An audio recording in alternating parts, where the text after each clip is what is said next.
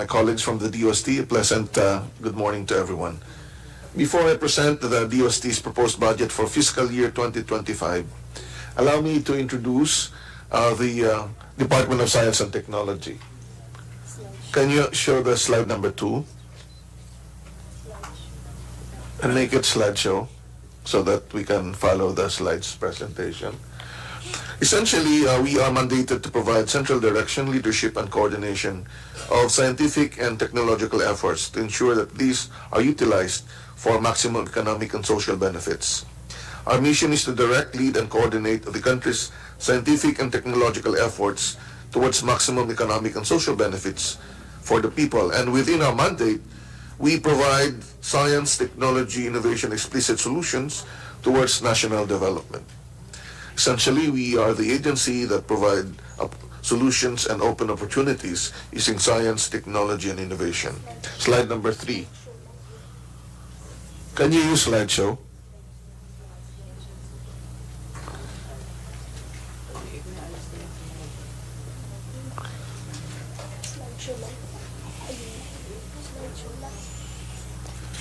In slide number 3, we are such a diverse organization comprising of 18 attached agencies, 16 regional offices, and 80 provincial science and technology offices.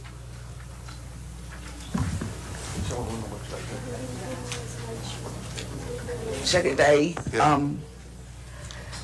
Comsec, could you kindly press slideshow play? Sa taas, ayun, slideshow.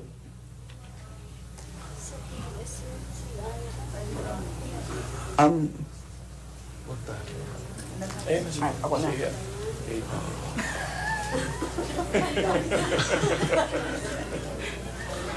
Ano? Technological challenge. Nakakahiya naman. Ano software yan? Kaharap po natin ang DOST. Medyo, Sorry. tanggilas naman ng House of Representatives. Ay, naku, akala ko yun na. Okay. In slide number 4, we present to you Sandali lang po. Okay. Sige po. Ayaw ata. May icon dun sa baba o yun. Ayaw ata gumana. Ayaw. Dito, yung connection dito ang problema. Hindi, ayaw dito mag-connect. Okay. O sige po. Okay. May Okay. technical So, difficulties po tayo. yes. Sige po, Sec. So under the present administration, we developed 4 strategic objectives or pillars. 1, to promote human well-being. Number 2, to foster wealth creation. Number 3, to reinforce wealth protection. And number 4, institutionalize sustainability. And to support the achievement of these 4 pillars, we have strengthened our operations of the whole DOC system such that all available resources are aligned towards a more equitable operation at the national, regional, and provincial levels. On the promotion of human well-being, we will accelerate the generation of knowledge, technology, and innovation to ensure health and nutrition, food safety and security, access to clean water, decent shelter and clothing, and quality science and technology education. In fostering wealth creation, the DOST promotes the use of science and technology to create value-added products, services, and other solutions that are competitive in the global economy, which in the process drives up high-value jobs, workforce creativity and productivity, continuous product improvement, and increased market value of innovation. On reinforcing wealth protection, we understand that economic development is undermined by disaster impacts. So to reinforce wealth protection, the DOST responds to crisis brought about by natural and human-induced hazards by protecting and mitigating the impact of this phenomenon on families, communities, SMEs, and big enterprises. So it's essentially disaster and climate resilience, but we wanted to focus on the subject to protect the wealth that we have created. It spearheads the development and transfer of climate and disaster-resilient technologies and innovations, and the provision of accessible science-based information and services.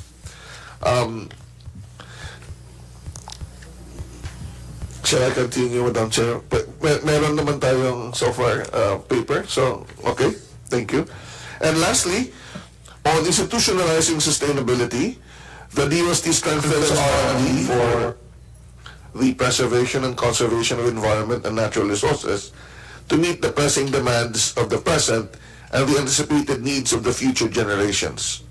It builds on the gains of the knowledge that we have obtained through science and technology and innovation and its investments.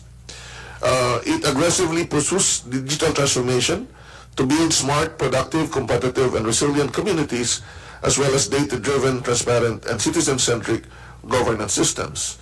And one of the big program under this is to develop smart and sustainable cities and communities, at least one per province. To support these four pillars, the DOST ensures that its governance system is strengthened and harmonized for better delivery of service to every Filipino. Next slide, please. Based on the National Expenditure Program, the DOST's budget allotment for fiscal year 2025 is 28.77 billion. Next slide. Your Honor, before going into the details of our proposed budget, allow me to present some accomplishments of our major programs, activities, and projects covering the period 2023 up to the first semester of this year. To reinvigorate agriculture, the Sarai project has been implemented as one of the smarter approaches which uses precision agriculture technologies to provide crop advisories aimed at maximizing the growth of crops, addressing potential pests or diseases problems, and optimizing irrigation and nutrient application schedules. It has developed several technologies for 9 targeted crops, and we will implement this in all regions of the country, of course, except NCR. On the Lorawan-based automated water quality control and monitoring system, this is geared to improve our shrimp farm production. The system is designed to measure different water quality parameters, and it will automatically generate commands such as activating pumps and aerators to regulate the pond environment. The technology is expected to enhance the farm's water quality monitoring system, leading to increased productivity, contributing to economic growth. This has been tested in Mindoro, and comparing to 2-hectare traditional shrimp farm to a 2,000 square meter high-intensive shrimp farming, the 2,000 square meter high-intensive farming can produce 5,000 kilos versus the 2-hectare traditional farming of only 500 to 1,000 kilos, so more than 5 times. To upgrade the capability of existing distribution centers and trading posts in the delivery of fresh produce, the application of appropriate packaging technology and packaging equipment, human resource training, marketing, and promotion, and establishment of sanitary standards and procedures, training and implementation of carried good manufacturing practices, and hazard analysis and critical control points have been introduced, and 4 different facilities in Benguet, Nueva Vizcaya, Davao City, and Tarlac have been inaugurated. We have developed the mobile modular food processing facility, essentially a big truck where you introduce a raw material, and at the end of the process, inside the truck, it will already be packaged and ready for distribution. These value chain problems occur during disasters and emergencies, so we have provided a solution so that we can assist in processing and valorization of surplus or overproduced commodities, abundant crops, and marine products in the regions. Since these are mobile and modular, they can be deployed to different areas where there is demand for processing. 4 mobile modular food processing facility were designed, developed, and deployed in Capiz, Misamis Occidental, Oriental Mindoro, and Zamboanga City.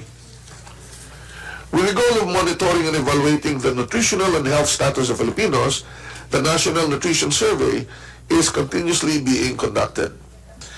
Still on food security, innovative food products and technologies have been developed to address malnutrition across age groups. Some of the food products and technologies developed include Nutri-Cookies, Nutri-Banet, Cocoa Dairy Milk Blends, instant nutritious meals, and Nutri-Juices. The Virology and Vaccine Research Program is a flagship program of the proposed Virology and Vaccine Institute of the Philippines, and this is geared to be the country's premier R&D Institute in Virology Research and Development. The DOST Industrial Technology Development Institute leads the implementation of the 16 ongoing projects under the program.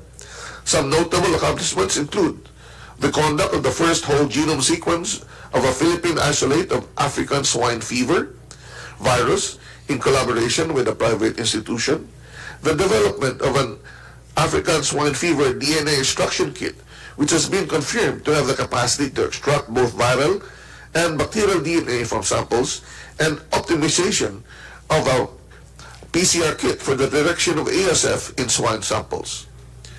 The program on biomedical engineering for health aims to develop accessible, affordable, good quality, and innovative Philippine-made biomedical devices and technologies that consider sustainability of materials, manufacturing processes, and products.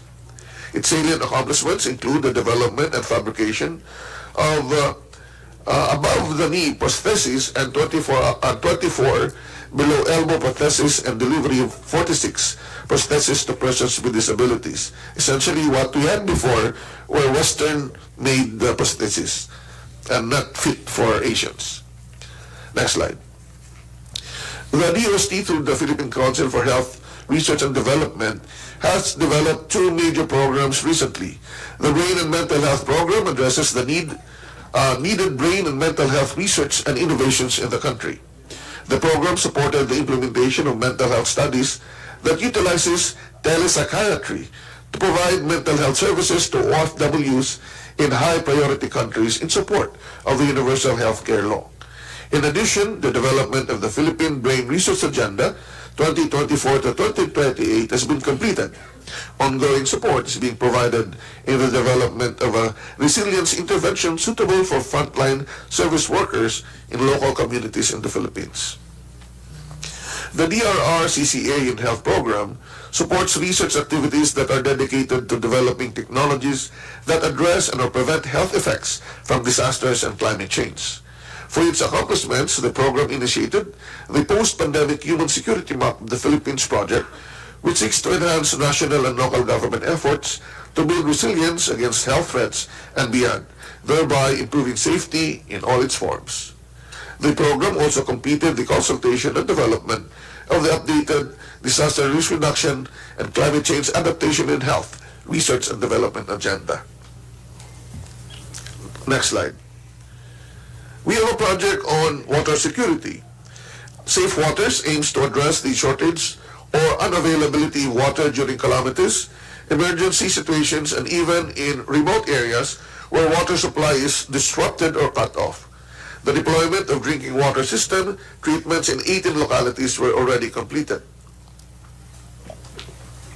We are also developing a desalination water treatment system for the production of drinking water suitable for use in the coastal area of the Philippines, and this has been started this April 2024. The system is powered by a standalone energy source, ensuring sustainable, independent, and reliable operation. A trial test run was conducted to evaluate if DOST ITDI's existing water treatment system can serve as a pre-treatment for seawater. On sustainable transport system, this has produced many electronic vehicles like e-trikes, e-jeepneys, but this year we are looking at initiating a sustainable development of sustainable inland water transport system, essentially an electric ferry in Pasig River. On the STI Human Resource Development, the DOST's Balik Scientist Program aims to encourage the Filipino experts abroad with advanced degrees in science and technology to return and serve the country. From January 2023 to June 2024, 78 engagements had been approved, bringing a total of 861 engagements since the program started.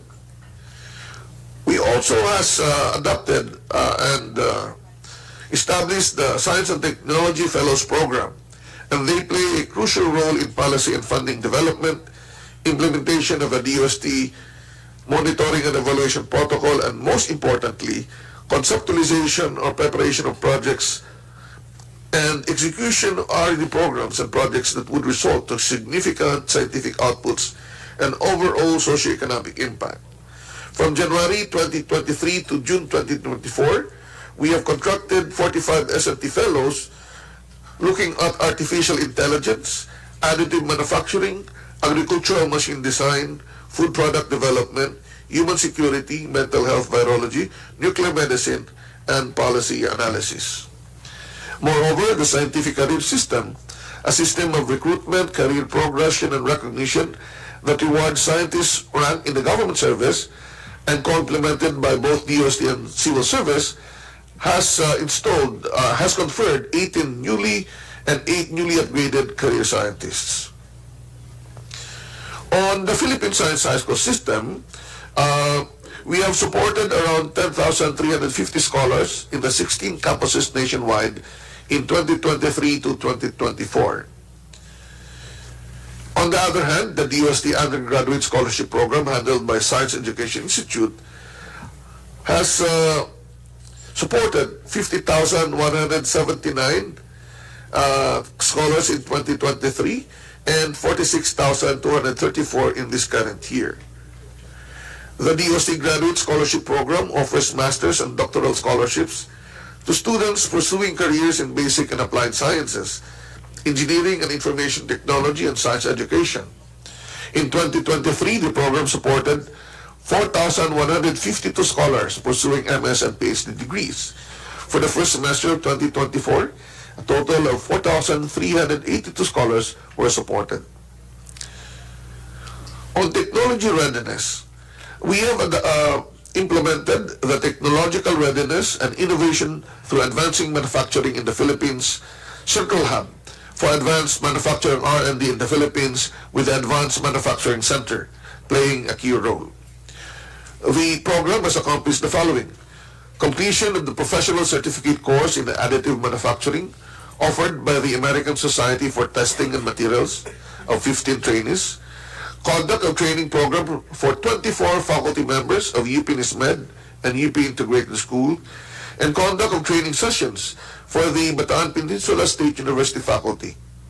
In addition, the DOST Metals Industry Research and Development Center turned over the 3D printing equipment, which will be utilized to pilot the specialized additive manufacturing course and BS and MS programs at Bataan Peninsula State University.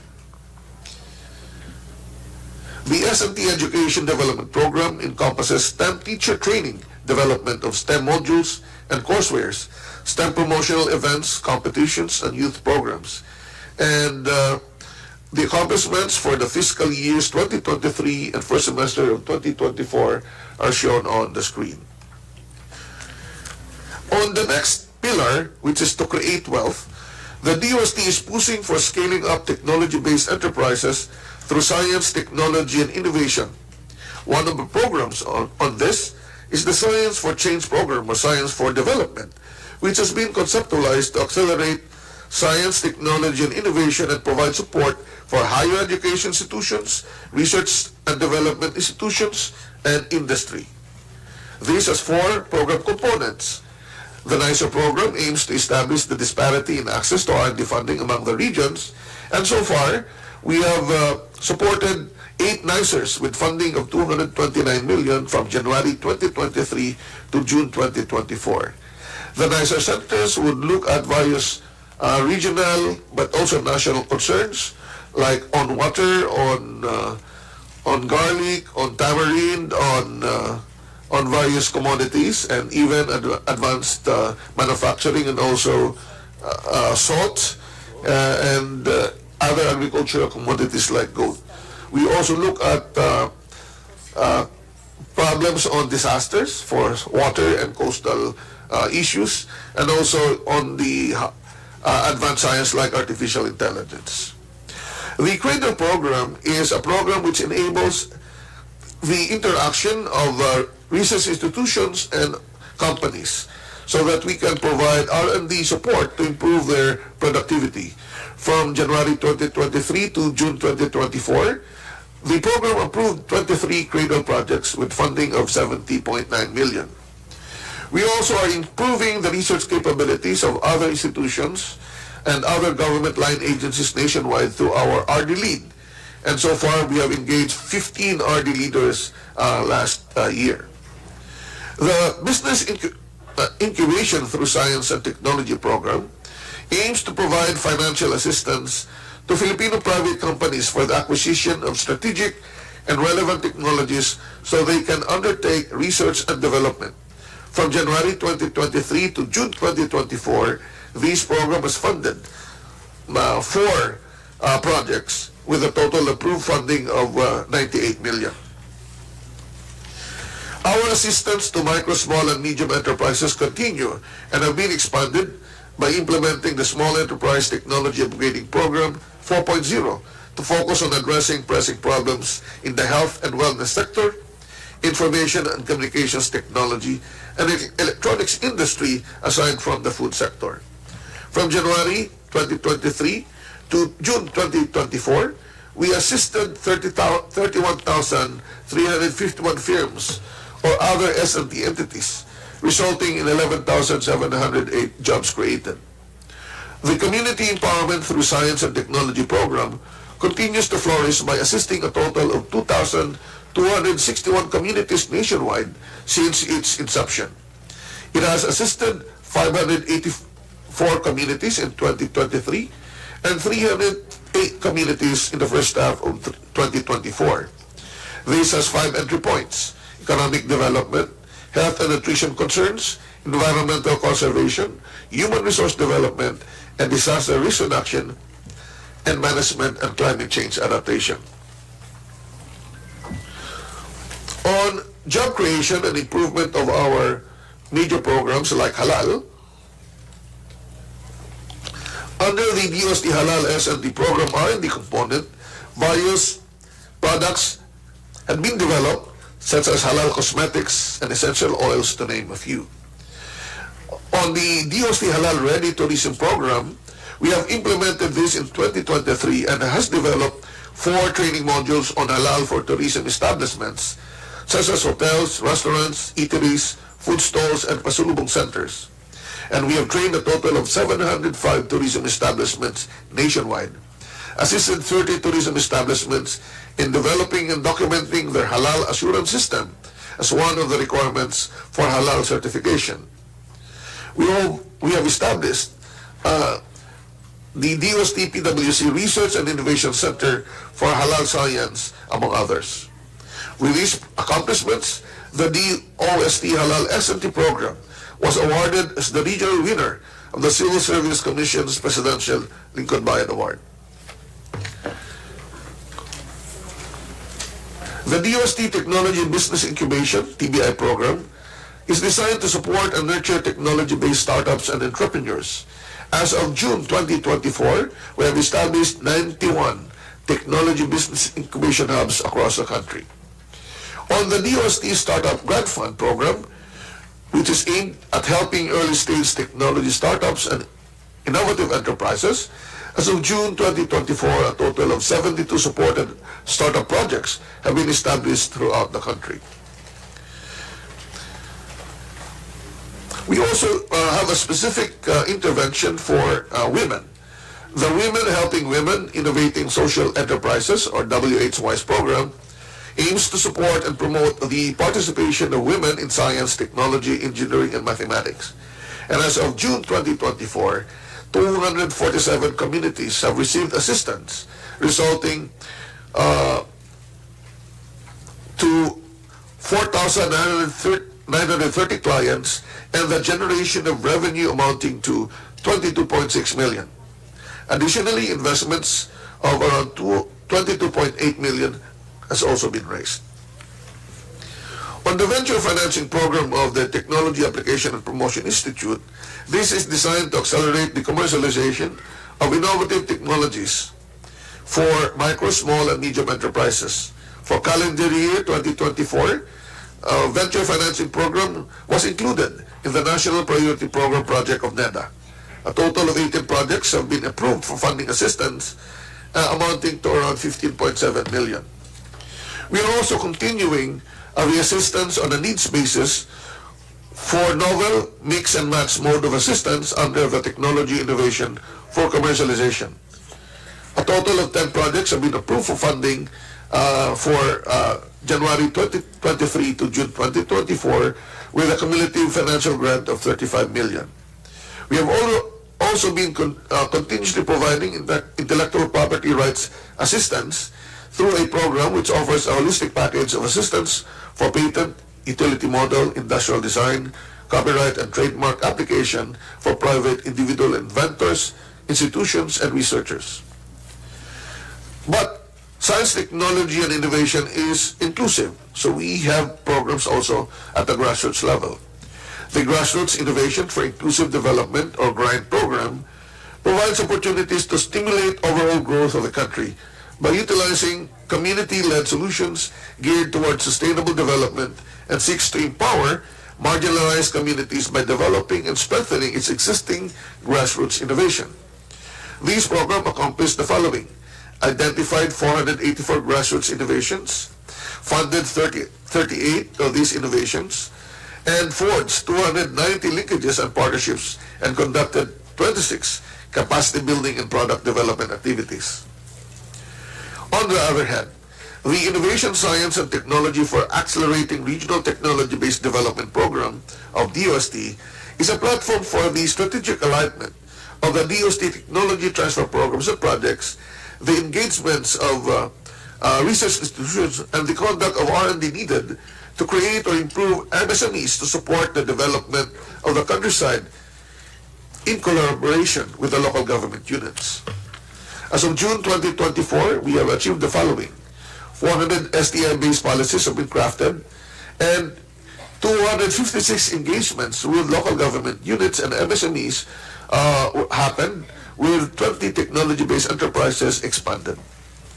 We are also offering assistance to our overseas Filipino workers through the Innovation for Filipinos Working Distantly from the Philippines, which is a nationwide initiative that aims to provide OFWs and their families opportunities to establish their own startup or technology-based enterprise.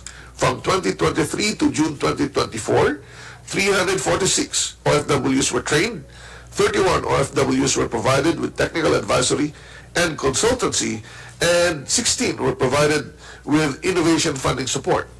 104 jobs were created and 7 collaborations were forged. On the creative industry, the Frontier program of the DOST Philippine Textile Research Institute aims to rejuvenate the domestic textile industry by leveraging existing technologies and products for inclusive regional development. We have established in 2023 2 natural dye hubs in San Remeo Antique and Laguindingan, Misamis Oriental, in cooperation with the native weavers.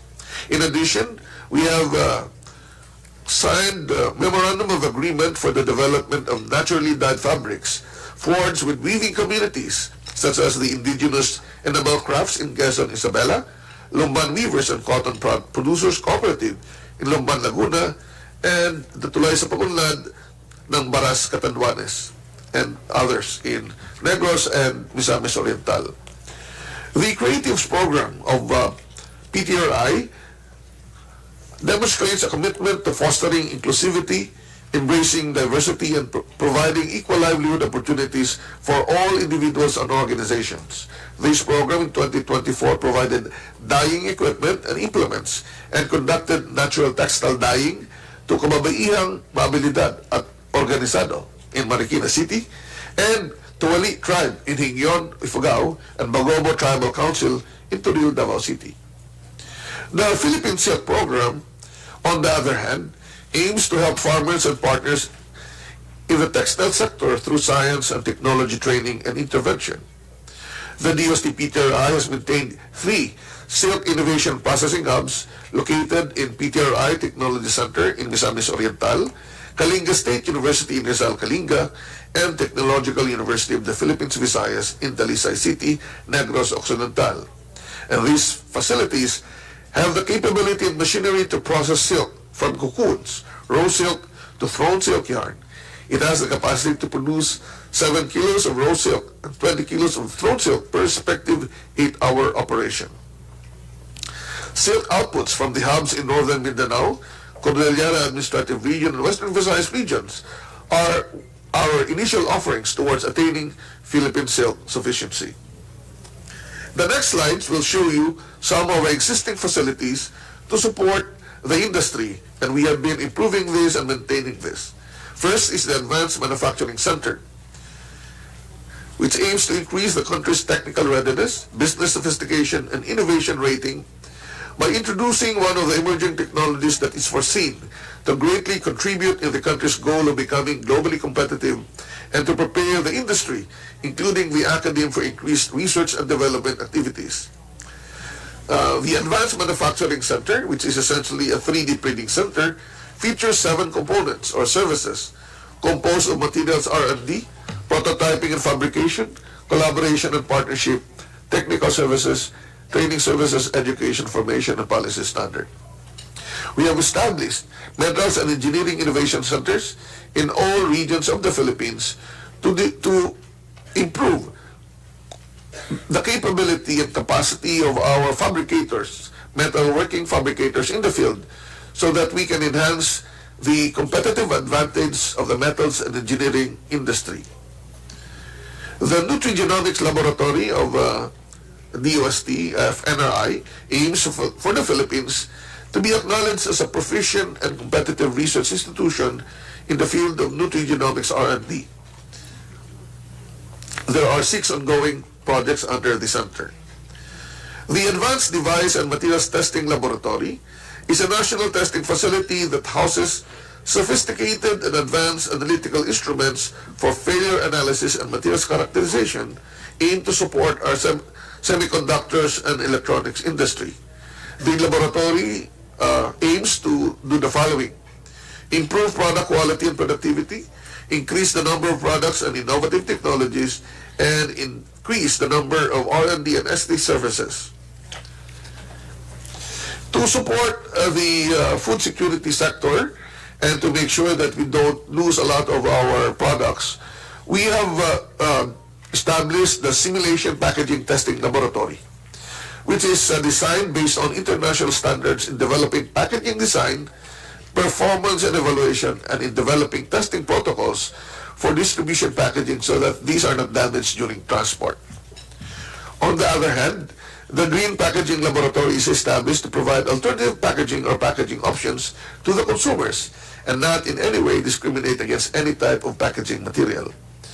We envision to produce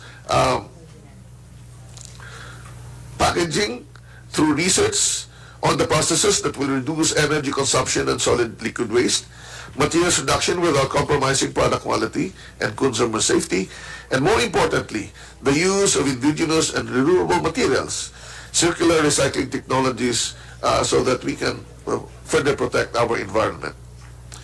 On facility upgrading, the DOSTF Forest Products Research and Development Institute, in collaboration with DOST regional and provincial offices and state universities, is establishing regional forest products innovation and training centers to accelerate and enhance the capabilities of forest-based industry in product design, processing, and utilization of wood and non-wood forest products.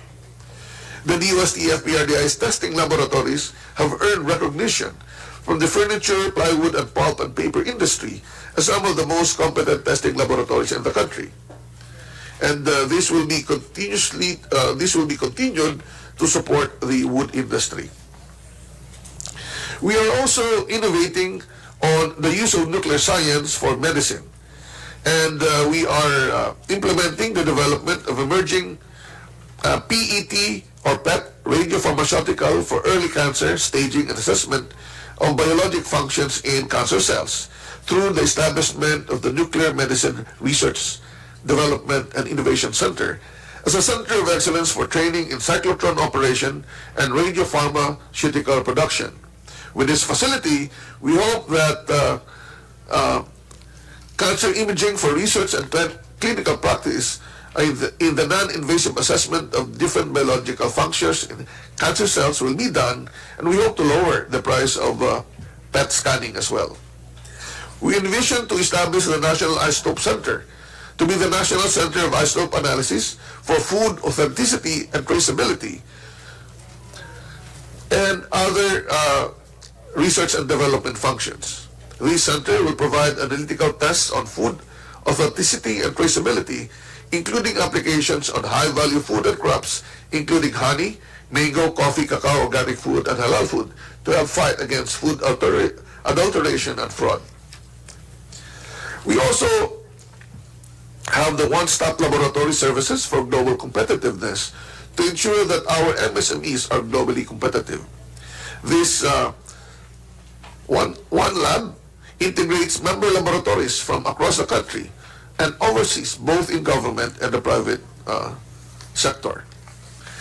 The One Lab has been expanded into Smarter One Lab for Industry 4.0 through testing and calibration, education, and discovery. And as of December 2023, a total of 172,000 samples, which involved 248,000 tests and calibrations, were received, serving 56,000 customers, where 10,440 customers are new.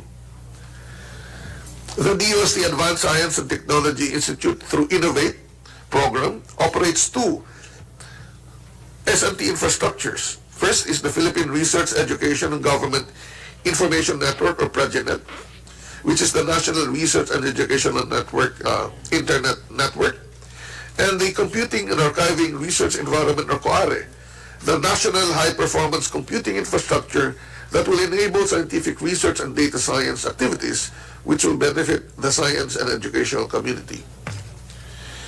The Electronics Product Development Center of ASTI is a state-of-the-art facility that is dedicated to the advancement and innovation of electronic products in support of the electronics and semiconductor industry. To reinforce wealth protection, the DOST positions at the forefront of protecting and mitigating the impact of natural calamities. It spearheads the development and transfer of climate and disaster-resilient technologies and innovations, and the provision of accessible science-based information and services for disaster risk reduction and climate change. One of the major activities that we are doing is the Handa Pilipinas Innovation in DRRM Exposition to raise awareness of the public and local governments in addressing natural and man-made calamities. On improvement of facility, next slide, the PAGASA has developed a Doppler weather network comprised of many different Doppler radars. As of 2023, we have 19 Doppler weather radars established. We also have established 6 additional flood forecasting and warning centers in strategic areas all over the country.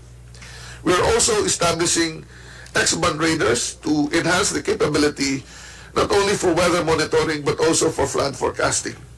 In 2023, the installation of X-band radars in Negros Occidental, Davao, Agusan del Sur has been finalized, and as of June 2024, we already have 9 existing X-band radars. DOST PHIVOX, on the other hand, continuously addresses the information needs of a country and the occurrence of earthquake and tsunami and volcanic eruptions. From January 2023 to June 2024, PHIVOX commissioned 12 seismic stations to the Philippine Seismic Network, bringing a total of 128 stations as of June 2024. PHIVOX has been training the local government with its various software. Next slide. The Rapid Earthquake Damage Assessment System is an impact assessment software so that you can actually evaluate how many people will die or will get injured, how many houses will be damaged or buildings will be damaged due to various hazards, not only earthquake but also typhoons and floods. DOST PHIVOX established the GeoRace Philippines project, which continues to ensure that innovations and methods developed under this project will be sustained. The GeoRace project has developed 4 major applications. The Hazard Hunter, where you can actually assess the hazard of any point in the Philippines in less than 1 minute. The Geoanalytics PH, that can be done to assess the hazards, the area, the people that will be affected for every barangay, town, city, or province. The GeoMapper, to map out all the features on the surface of the Earth and the Plant Smart. Next slide. The Plant Smart is the most advanced application developed by DOST, which is automated. The first Plant Smart is focused on rebuilding after a major disaster. It usually takes 6 months to develop a recovery plan, but with this app, we can do it in several days or several weeks only, so that we can start rebuilding right away. This is the only automated planning for rebuilding after a major disaster all over the world. And because of this success, the Department of Science and Technology will be assisting the Department of Human Settlements and Urban Development to also automate the planning for sustainable human settlement, to digitalize the land use, urban development plan formulation, implementation and monitoring processes, and integrate the process analysis for climate and disaster risk assessment and even land use planning. The Plan Smart for Safe School is a risk-informed and evidence-based platform that we aim to develop together with DepEd to enhance the school infrastructure planning, programming, and designing, and the emergency preparedness and response planning of schools. The Plan Smart Ready to Respond, on the other hand, is an online platform aimed to enhance the Office of Civil Defense existing NDRMC monitoring dashboard so that we can disseminate NDRMC advisories and bulletins, as well as compile and publish situational and incident report that can be accessed by the local government in real time. Next slide. To ensure sustainability, the Resource Inventory Evaluation and Policy in Ecosystem Services Under Threat, or REINVEST program, intends to develop a framework and methodology for assessing marine and coastal resources for the establishment of natural capital accounts for coastal and marine ecosystems. And this has accomplished through the identification of, the program accomplished the identification of 333 reef coral species, 28 reef species, and 260 taxa of seaweed, 86 of which have economic potential. Coral reefs are threatened by multiple stressors at varying spatio-temporal scales, and this program will essentially help us to protect our coral reefs. On energy security, one of the innovations that we have developed is the innovative solar home system application, a system that uses cloud-based software for digitalization of payments and real-time monitoring of solar home system. In 2023, a total of 15 households with solar home system were installed and deployed in Davao del Norte for every province. Through this program, we have partnered with the Kawayan City to really improve the capacities of all local governments by organizing the international Smart City Exposition and Network Engagement so that we can learn from other neighboring countries as well. In general, the Smart and Sustainable Community Program of DOST is intended to be DOST's primary platform in deploying smart technologies and innovations to different localities and communities based on their specific technology and innovation needs. Internally, we are strengthening and harmonizing our DOST system governance through our DOST Digital Transformation Program. And this is to unify and streamline the department's operations by leveraging digital technologies. On strengthening our science and technology culture, the DOST has last year organized the National Youth Science, Technology, and Innovation Festival, an event designed to convene diverse STEM promotion endeavors to captivate the attention of the youth towards the realms of science, technology, and innovation. It's like the Olympics of competition for science and technology. We have adopted the theme, science, technology, engineering, and mathematics, vibrant, innovative, brilliant, and engaging, so that our youth can actually be also a contributor to provide solutions and open opportunities for our country. Around 5,000 participants attended, and this year we will hold the next NISTIF this coming September 18 to 21, and the members of Congress are invited to attend.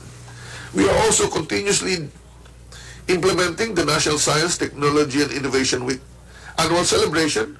But what we are doing now is to move this celebration outside from Manila and rotate it through different cities all over the country. To provide our youth and our local government resource for improvement of education, research, and governance, the Science and Technology Academic and Research-based openly operated kiosk, which is a library in a box, has been delivered in many localities all over the country. Overall, 8,210 Starbucks have been installed across the country in Luzon, Visayas, and Mindanao. We are also continuously providing weather, science and technology, and other information through Dost TV program, which consists of radio and social media programs. We need to continue collaborating with other organizations. So next slide. The project maximizing the gains from international collaboration provide an avenue for us to further science, technology, and innovation in the Philippines by engaging closely with our regional and international partners. Under this project, the DOST was able to sign numerous agreements with partners, hosted and funded bilateral, regional, and international events, and provide technical support through our missions abroad for negotiation of joint research projects and joint scholarship programs. One of the big achievements of this program is to send scholars abroad, but hopefully paying local tuition and not the international tuition, which is already being done in many countries like Canada and Australia. The department, next slide, also spearheads the development, review, and updating of policies that shape and direct the course of the country's STI ecosystem. And we hope that this legislative agenda will be enacted into law, and we thank the House of Representatives for supporting us. We still need the enactment of the Virology and Vaccine Institute of the Philippines, the Philippine National Nuclear Safety Act in Congress, the Science for Change program, and a very important act, the strengthening the national measurement infrastructure system so that we can set up standards and improve the global competitiveness of our MSME through this national measurement infrastructure system. So building from our gains, from our R&D work, we are lining up 8 big-ticket R&D projects so that we can keep up with the science and technology innovation of the world. We will be doing artificial intelligence, geospatial analytics for research, which will combine data from all government organizations so that this can be a source of planning for various government sectors. The quantum computing, Industry 4.0, circular economy, smart agriculture, smart technology, and biologics in pharma. R&D is always a risky endeavor, but it is much more fulfilling and confidence-inspiring to continue on with this work despite the many challenges, knowing that many others, including all of you who are here, believe that these R&D can be very important in the development of our country. With our continuous effort to accelerate innovation in the Philippines, we will bring soon to all sectors the DOST Propel program. This program covers our suite of efforts for technology transfer and commercialization. We have established iHub or Innovation Hub for all provincial science and technology offices, so that from the ideation stage we can help our Filipino kababayans to make their ideas a reality either through research, through commercialization, or further collaboration with the industry. We will consolidate our effort to initiate the interaction of our technology producers with investors and capitalists by providing 12 platforms including global market intelligence, legal service, and many others, so that we can have our technology producers set up their own companies as well. We also have established the Knowledge, Innovation, Science, and Technology EcoPark in collaboration with PESA. And we hope that we can transform idle lands of SUCs or private institutions to more productive uses that cater to science, technology, and innovation so that these can respond to increased jobs created at the regional level and also encourage more youth and parents to send their children to STEM courses. Next slide. The 2025 major thrust programs of the department also include the human resource development programs, including the provision of scholarship program for technopreneurship development and futures thinking, disaster risk reduction and climate change adaptation and mitigation, and facility upgrading. But even though we focus on disaster risk reduction and climate change for our prevention mitigation, the technologies that we can actually develop can be sold to other countries. So one of the major programs that we want, together with the academe and private institutions, is to develop climate technologies so that we can also help our developers have more jobs in the country. Next slide. So in summary, the total budget of the Department of Science and Technology for fiscal year 2025 again is 28.77 billion, and the details can be discussed if ever there will be questions on this. Thank you very much, Madam Chair. Sorry for the lengthy presentation, but I need to show what all the member agencies of DOST have been doing in the past years.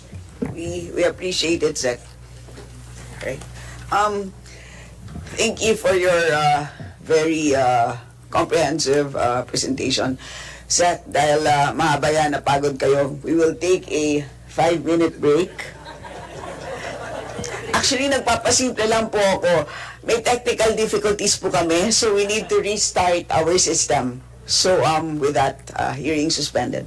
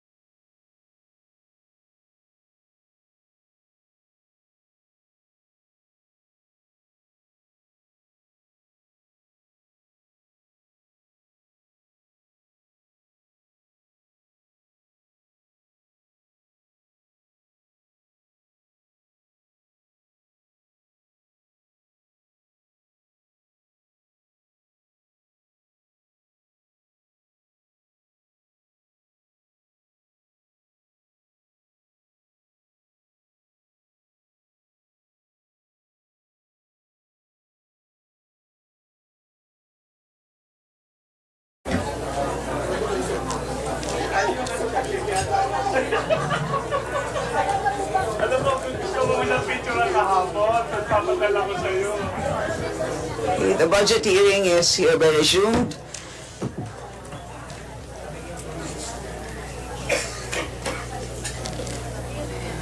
Okay, so we shall begin interpellation, and I remind our members that you each have a very generous 5 minutes each. May very generous pa. Okay. And of course, 5 minutes will not include your responses. Okay, so the first to interpolate is our Deputy Minority Leader, the Honorable Franz Castro.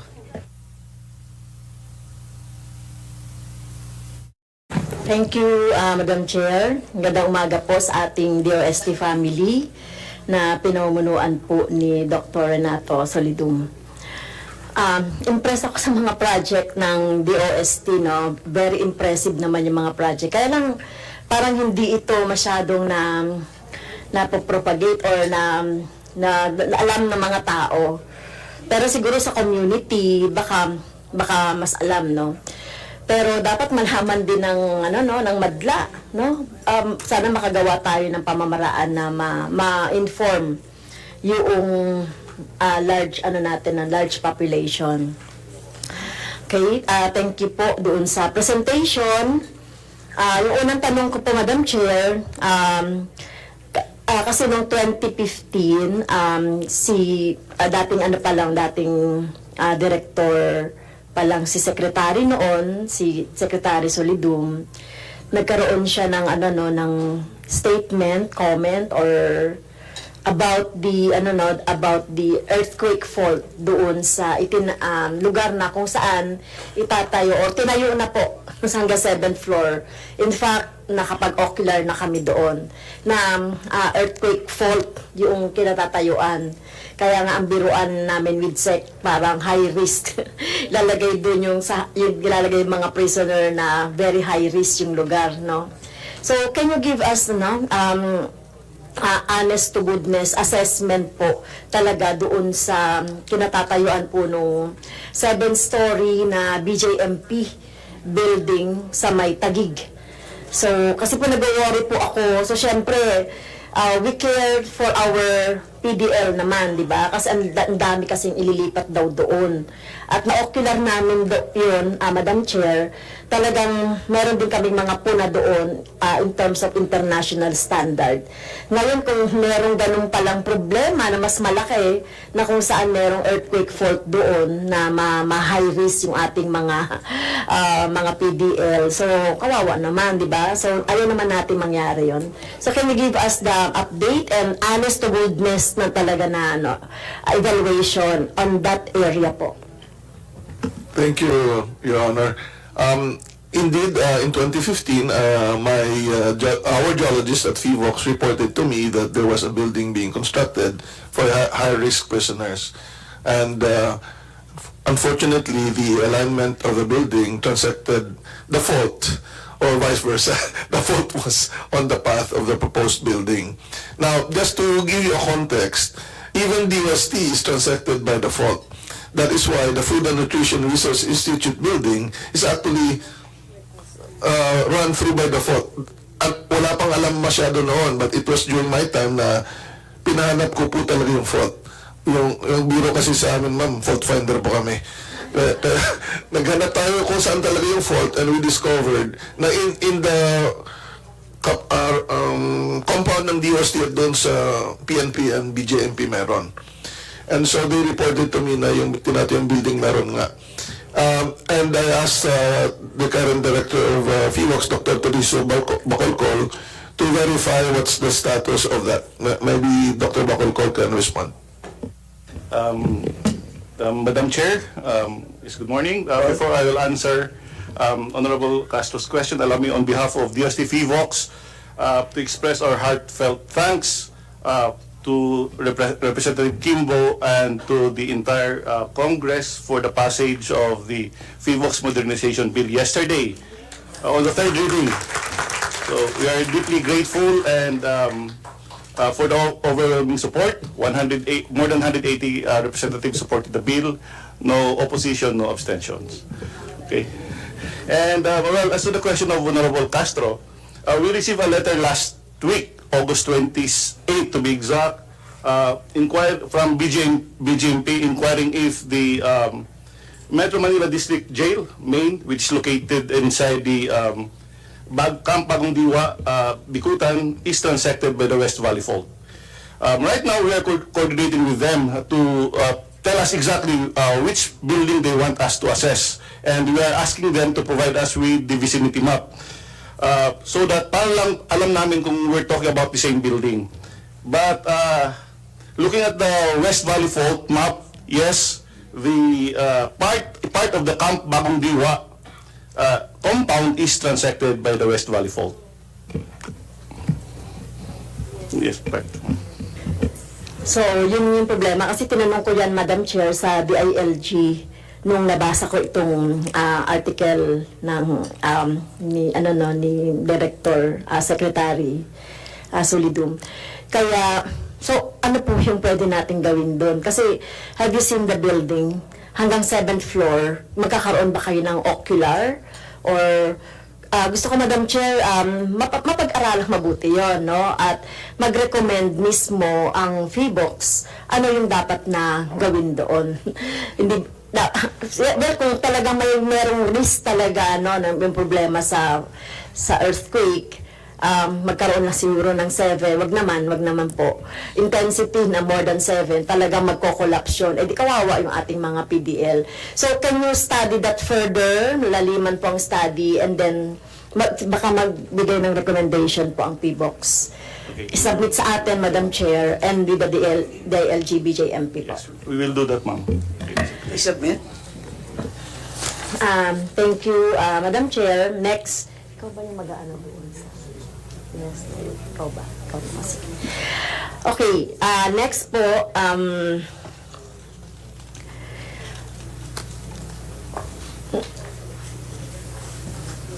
yung tungkol naman po, Madam Chair, doon sa...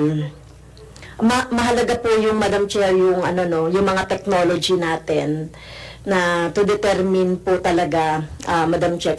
Kahit na meron tayo ng mga technology na yan, mga innovation na yan, mga scientist na work na yan, pero nakikita natin yung devastation na dala ng flooding. So, meron po ba tayong meron na po ba kayong pinag-aaralan, recommendation sa DPWH, sa mga local government para ma-prevent o sa DENR para ma-prevent talaga yung flood. Kasi talagang every typhoon na lang nakakaranas talaga ng grabing flooding. So hindi na natin naranasan yan sa mga nakaraan. So meron ba po ang pag-aaral ang DOST? Parang wala akong nakita dito. Although, syempre priority nyo nakalagay dito, disaster risk reduction and climate change adaptation and mitigation. Yung tungkol po ba sa flooding, lalong-lalo na sa Metro Manila and Central Luzon and ST or Southern Tagalog or iba pang mga places, meron ba kayong study tungkol dyan? Kasi, Madam Chair, gusto ko kasi magkaroon talaga ng coordination ang DOST, ang DILG, ang DPWH, siyempre yung DNR, doon para ma-mitigate talaga natin yung flood. So, meron ba kayong ganong pinag-aaralan, Madam Chair? Mr. Secretary. Yeah, Madam Chair, thank you for the question. There have been many studies already on why there are floods, especially in Metro Manila. The city was in the first place, especially Manila and nearby cities, built on a river.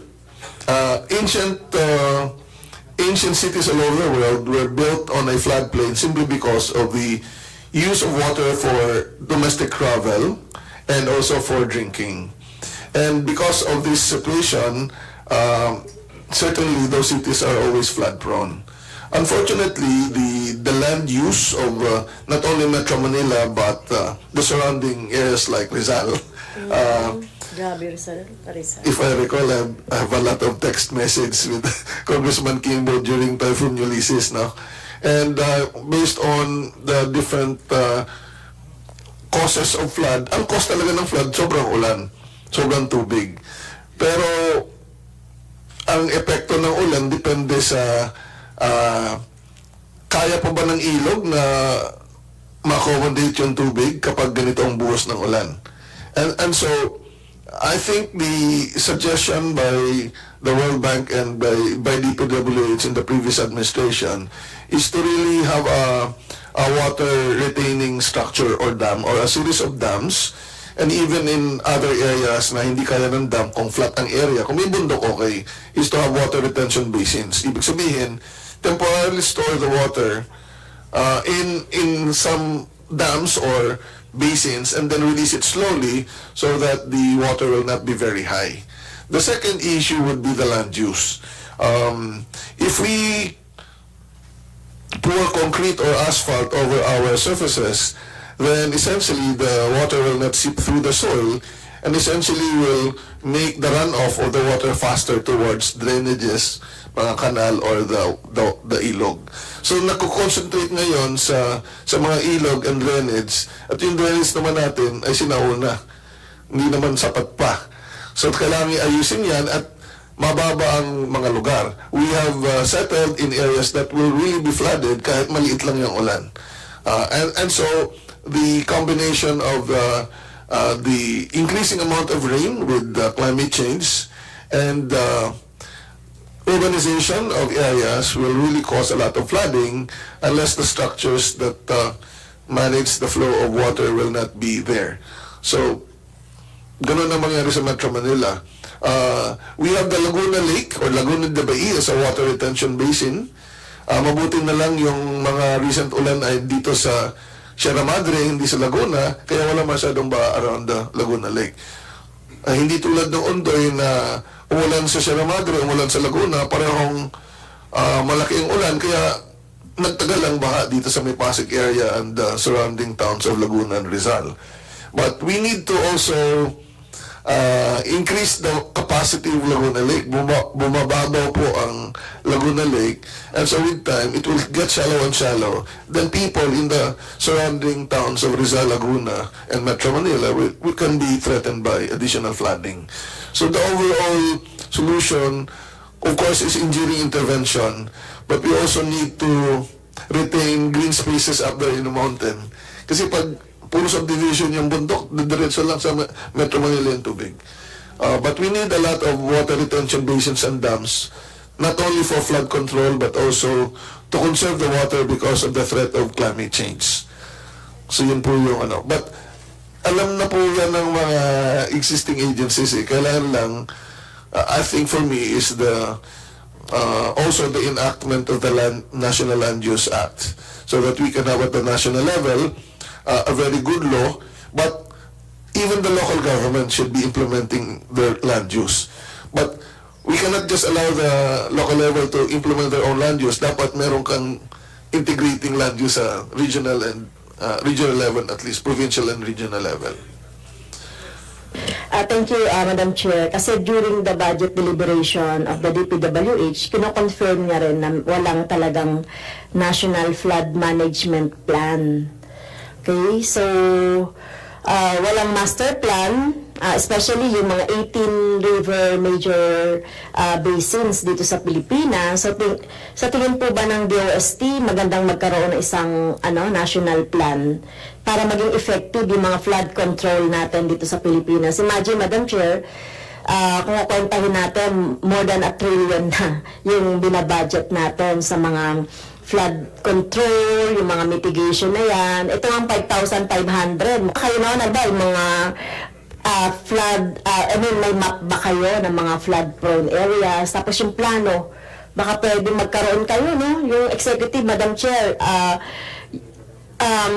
including other related agencies, DNR, DPWH, DOST, magplano kayo, no, kung paano talaga masusolusyonan itong flooding natin. Kasi, paano natin mariretain ang wealth? Ito nga si Kong Arlene, hindi binabaha ang bahay niyan sa UP, pero tuwing babagyo, talagang hanggang tuhod ang baha. Ngayon nila naranasan. Yung mga lugar na hindi nakakaranas ng baha, nakakaranas. So ito, Ayan, no, sa bahay niya, sa loob ng bahay niya. So, Madam Chair. Hindi na magbabago. Madam Chair, if I may say, maybe we need to look at per river basin. We need to have an integrated river basin management from upstream down to the downstream, the areas that can be affected. There need to be multiple things that need to be done, no? Kasi yung mga dating binabaha na hindi, baka problema yan sa kanal o drainage. Pag sobrang buhos ng ulan, hindi ma-accommodate. Lalo na pag iniispalto natin yung mga lugar o sementado, kasi maraming paved na ngayon, talagang kahit hindi dapat bahain, dahil nga walang pupuntahan yung tubig, babain. But those are essentially a drainage issue. Pero yung iba-iba po kasi yung flood May river and flooding, yung malalaking ilog, binabaha.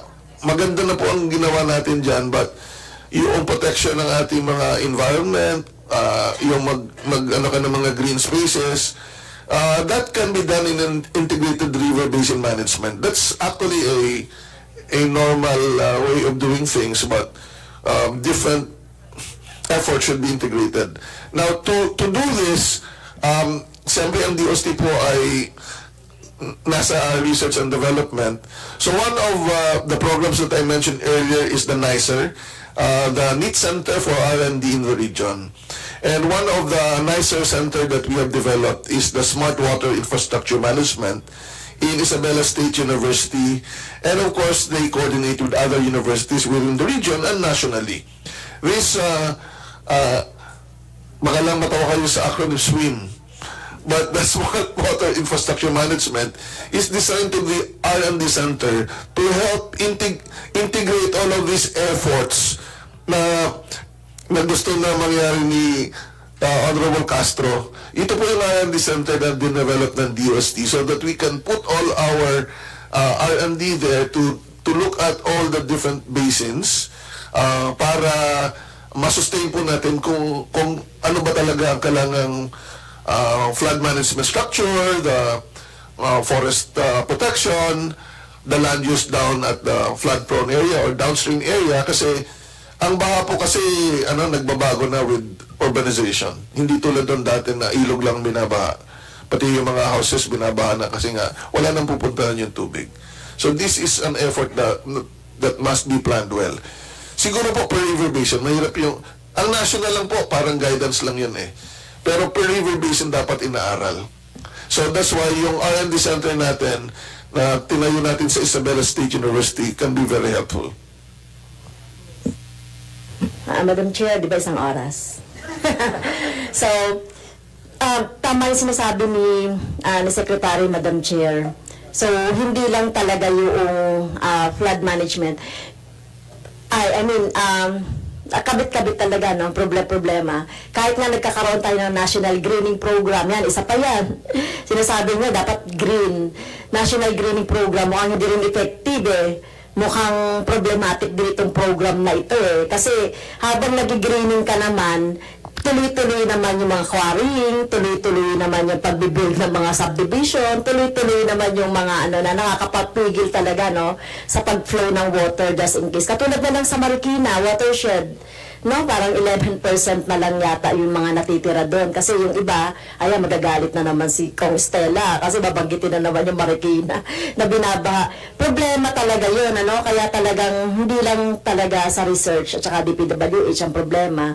Sa DNR, ma-resolve din. At makita talaga natin once and for all. Hindi naman masama yung pag-unlad Sabi nga ng kanta, di ba? Hindi naman masama yung pag-unlad. Wag lang tisirain talaga yung ating kalikasan. So, pag nasira na talaga yung kalikasan, tao rin talaga yung maapektuhan. So, yun na lang, Madam Chair, yun lang yung mahalaga kong mga ipo-point out. May I ask na lang, Madam Chair, kung meron kayong fault map, yung fault map, meron din po ba kayong flood-prone areas map, yung updated na based doon sa yung hazard maps, meron din po ba kayo, Madam Chair? So, yun, baka pwedeng ma-submit po. Thank you. Sir, Secretary. Yes, ma'am. If you just type using search engine Google, type Hazard Hunter PH. This is the only app in the world that you can look at all the assessment in one app. Hazards for flood, hazards for volcanoes, hazards for earthquake, Hazard Hunter PH. We have put it out in 2019. And if you're interested, for example, in knowing yung sa BJMP, I can show you the figure of where the fault is exactly and which buildings are transected. And so, even your house, ma'am, if you want to know all the hazards that can affect your house, you can do that in less than 1 minute. UST developed. Yes. This is one of the app that we developed. And even the planning app, yung Plan Smart. Plan Smart can really help you recover or plan better for any... Bakit hindi natin... Yeah, Hazard Hunter PH. Hazard Hunter PH. PH po para Philippines kasi may ibang hazard hunter sa Amerika pero kailangan hiwalay natin. And just to give you, we're excited on this kasi ang tingin ko ang kulang sa atin is planning eh. So we will develop a planning program called the Geospatial Analytics and Technology Solutions Program, where we plan to gather all the data that we have and put it in one platform so that we can analyze better the problem. Of course, we will start with the concerns of the UST, but for disaster risk reduction, we will scale that up. Kasi nga, nasaan yung flood control, di ba? Anong nangyayari sa forest? Everything can be incorporated if we have different data from different government agencies and shared in one platform so that we can analyze it better and provide the best possible solution. So this one scientist, a Filipino scientist from the US, when he heard me share about this, he said that this will be a very patriotic program because now we will see on a map the different problems, different data so that we can have an informed decision making. Ngayon lang tayo nakakuha ng hiningi mo, sinabmit ka agad. Ibang klase talaga ang DOST. Ayan. Okay. At dahil dyan, pwede na natin i-terminate. Ay, hindi pa. Magagalit naman sa atin. Ang susunod po na magtatanong, the Honorable Raul Manuel. Thank you, Madam Chair. Good morning, pati rin po sa officials ng DOST. Madam Chair, bago ilan dun sa mga tungkol sa programs ng DOST, kasi matanong ko rin ito sa CHED, dahil nga may pabalita na na-introduce as new member ng National Task Force LCAC ang head po ng DOST. So nais lang nating malaman, Madam Chair, kailan nag-start yung membership ng DOST sa NTF LCAC? Mr. Secretary. Invite po kami late last year eh. Hindi pa ako nakaka-attend ng meeting niyan. So, yeah, so in-invite kami. Okay. So ibig sabihin, Madam Chair, hindi sa yung DOST yung nag-volunteer to be a part of the task force? Is it more of the DOST was tapped to join the task force? Ganun po ba? Yeah, a letter was sent to me by Secretary Anyo if we can be a member. Okay. Madam Chair, ano po ang expected na output from DOST to contribute to the objectives of the task force? In reality, it's not really very clear to me because I remember your question, Your Honor, last year as well. You asked us about projects. Sabi ko nga, we have projects that are for everyone, no? Whether they're here or they're there, whatever their beliefs are, we assist them. And this is done through various programs, especially the community empowerment through science and technology. So I think they needed us to look into how we can help further improve the a specific community, and many communities were already serving, whether they are part of the LCAC or not, no? And as mentioned earlier, we have 5 entry points: disaster management, environmental protection, health and nutrition, livelihood or enterprise, and education. Yun po. So siguro they're tapping us on this aspect because we have proven that we can really help the community. Even in other programs, or like in the Bangsamoro, they also want us to help. Okay. Kaya natin din ito natanong, Madam Chair, given nga na merong ganitong development last year, mas minamonitor natin ano yung mga projects, activities, or programs na natatap in line dun sa goals ng task force kahit dun sa kahit sa mga agencies na hindi pa member ng NTF-ELCAC. Pero ngayon po ay naging member na po talaga yung ilan sa mga agencies kahit nga hindi naman na-amend yung EO70 kasi doon very specific naman sino lang yung mga member agencies ng NTF-ELCAC. And mas ideal nga rin naman po talaga sana yung ma-maintain yung approach na ibig sabihin ko may services tayo, bukas siya sa lahat at hindi siya halimbawa na po-politicize o kung sino lang yung mga tagas beneficiary barangays.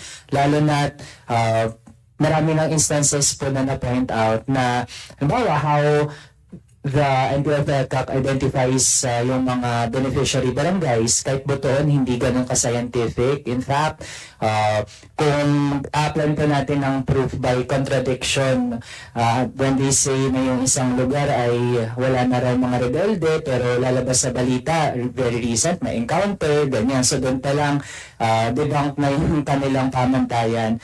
And also, I believe it's one of the least scientific entities ngayon sa ating government.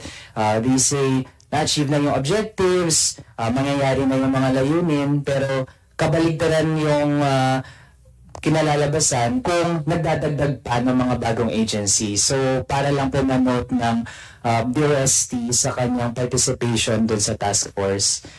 Next topic, Madam Chair, isa ito sa mga often raised sa atin, yung delay po sa scholarships ng DOST. For example, Madam Chair, yung Grants and Aid Program ng DOST Council for Health Research and Development, na-report po sa atin na may 2-month delay sa stipends ng mga scholars sa UP Diliman. So, nice po nating malaman bakit po nagkakaroon ng mga ganitong delay at ano po ba ang magagawa para sana hindi na ito mangyari? Hindi ko alam kung scholars po yan o sa project.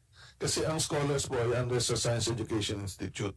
So, sa Science Education Institute, ang normal scheme po, kung na-release na ng DBM, syempre, kami na dapat yung mag-manage doon papunta sa mga universities. So, bawat university, meron tayong coordinator. So, binibigay na namin yung pera sa mga university. So, minsan doon nagkaka-problema. Kasi minsan, yung mga bata, hindi naman nagbibigay ng grades o hindi nakasubmit ka agad. But if we receive, for example, 888, madalas kami may 888 dyan, sinasabihan namin yung university na merong issue dito yung nakarelease na kami. But definitely, we also need to further improve on our part. So we're thinking if we can now just directly put the money to the students' bank. The risk there is kung hindi siya mag-submit, hindi na rin talaga siya mabibigyan ulit sa panibagong semester.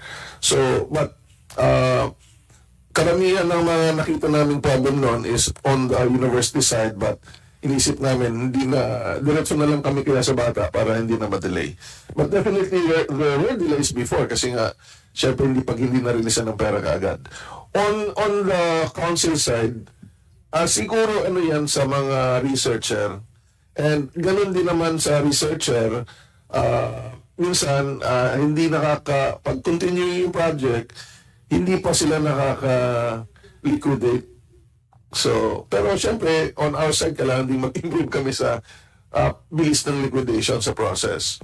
So, yun yung mga usual problem, no? Pag hindi nakarelease sa DOST, syempre hindi rin mabibigyan.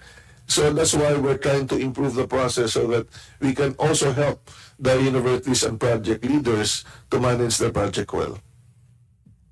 Madam Chair, may mga instances din halimbawa lalo sa mga highly populated na mga regions like NCR tsaka Calabarzon na doon may mga kung sa scholarships ng DOST na doon din po ay mabagal halimbawa yung updating and yung mga follow-up.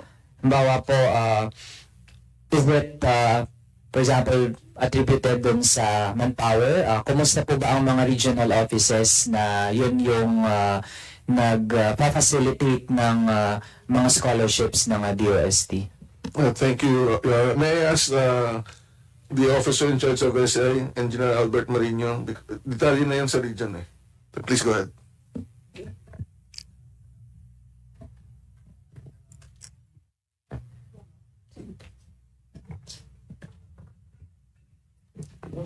Director Marino, yes, you're recognized. Yes, Madam Chair. Yung pong primary reason bakit po nadidelay yung aming ay doon po sa cash program po namin ay hindi po enough para ma-disburse po namin kaagad yung aming stipend doon sa aming mga universities at doon sa mga scholars po namin. Because nagkaroon po kami ng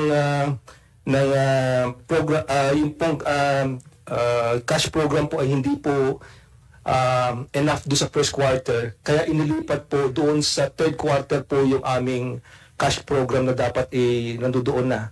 So, wala po kaming ma-disburse nung time na yon. Kaya maaaring kokonti lang po yung naibigay naming mga stipend doon sa mga scholars that are located sa NCR at saka doon po sa Calabarzon.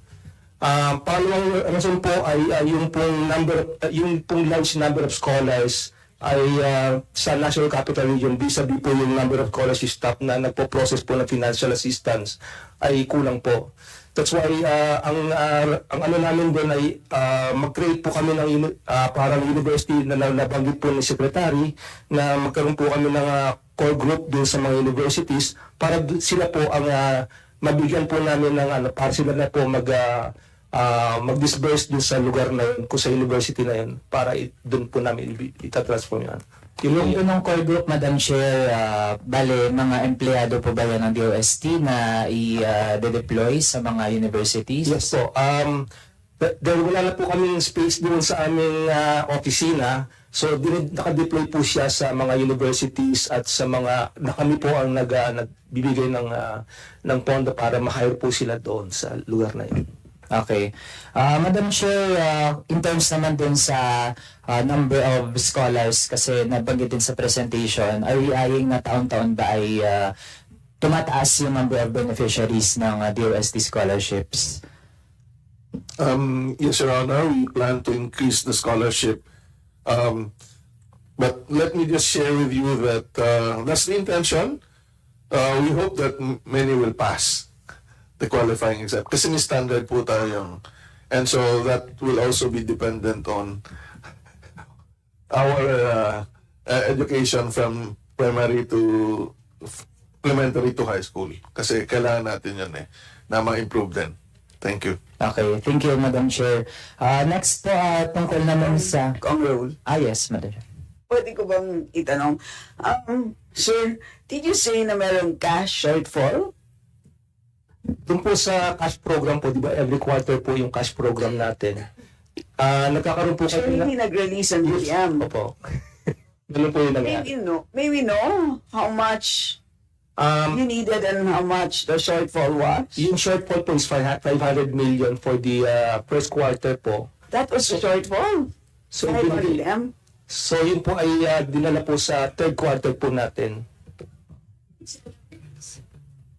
Anong dahilan po kung bakit hindi sila nag-release? Hindi po nagtugma yung aming cash program doon sa dapat i-release ng DBM. So ang cash program po namin doon sa nakasubmit doon ay based po doon sa dati naming sistema. Do you want to ask DBM? Yes, do we have... Pwede ba natin talangin sa DBM para ma-solve natin to? Kasi kung hindi natin to ma-solve, mangyayari ulit. Ilipat ulit nila. Yes. Nasaan po si Madam DBM?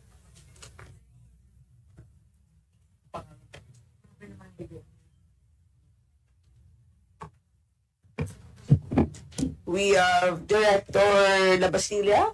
Ma'am.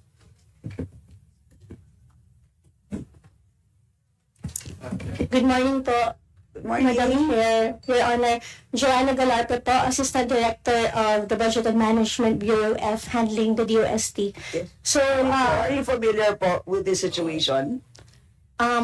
Yes po. Actually, ma'am, to provide context, the DBM uses the monthly disbursement program as submitted by the agency when we release yung cash allocation sa agency. So the MDP, which Director Marino is mentioning earlier, ang agency po, ang implementing agency ang nagpe-prepare. So that should contain kung ano po yung kanilang projected need for cash for a certain period or certain month and quarter. So for the first quarter release, which this is based on the MDP which the agency submitted. So yun yung sinabi nila sa DBM na kailangan nilang allocation ng cash. So yun po yung aming nirelease sa kanila. So na-mention din po kanina na initially they program on the third quarter. So kung sakasakali na dun sa kanilang cash program is hindi siya reflective dun sa kanilang actual need talaga o kulang, they could actually request sa amin for additional NCA just in case yun po talaga yung kailangan nila, and we would evaluate if kaya pong i-accommodate within po dun sa total disbursement program ng National Government Agency. So far, wala naman pong nakapending sa amin for additional NCA for that purpose. That's all po, Madam Chair, Your Honor. Hindi po kayo nagsubmit ng request?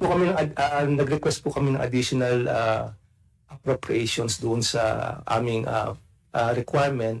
So hindi na-approve ng DBM yung time na yun. So ang sabi po nila ay hintayin po namin yung July cash program po na nakaalat po sa amin, at doon po namin binasi yung Director, can you confirm that you received such request for additional cash?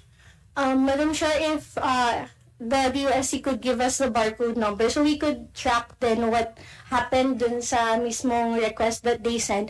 But right now, kung sakaling may kailangan na po silang cash na additional, this is a messaging that you could actually submit, then we would evaluate po kung kompleto ng supporting documents para po matignan din namin kung may merit siya to release additional funding. So we just need the barcode and we would trace what happened dun sa request, and we could submit probably a report to the committee pag nabalikan po namin yung mismong request that they sent.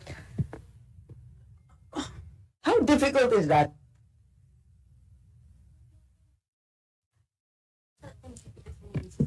Yeah. Like, okay, what's the usual lead time? Like, is it because na late ang pag-request? Kasi, ang laki ng abala, di ba? So, I mean, on the average, does it take like a month, less than a month, 2 weeks? Madam Chair, sa DBM Charter po, we have 15 working days to act on such request, provided that it is supported with complete documents po. Like kapag po request for additional NCA, meron na siyang list of due and demandable obligations. Sige, sir. Si Director naman, this is not the first time that you've processed this, yung additional request. So, alam niyo na. So, sige, ma'am, balikan niyo na lang, hanapin ninyo, mag-usap na lang po kayo, and can you make a commitment na hindi na ito mangyayari?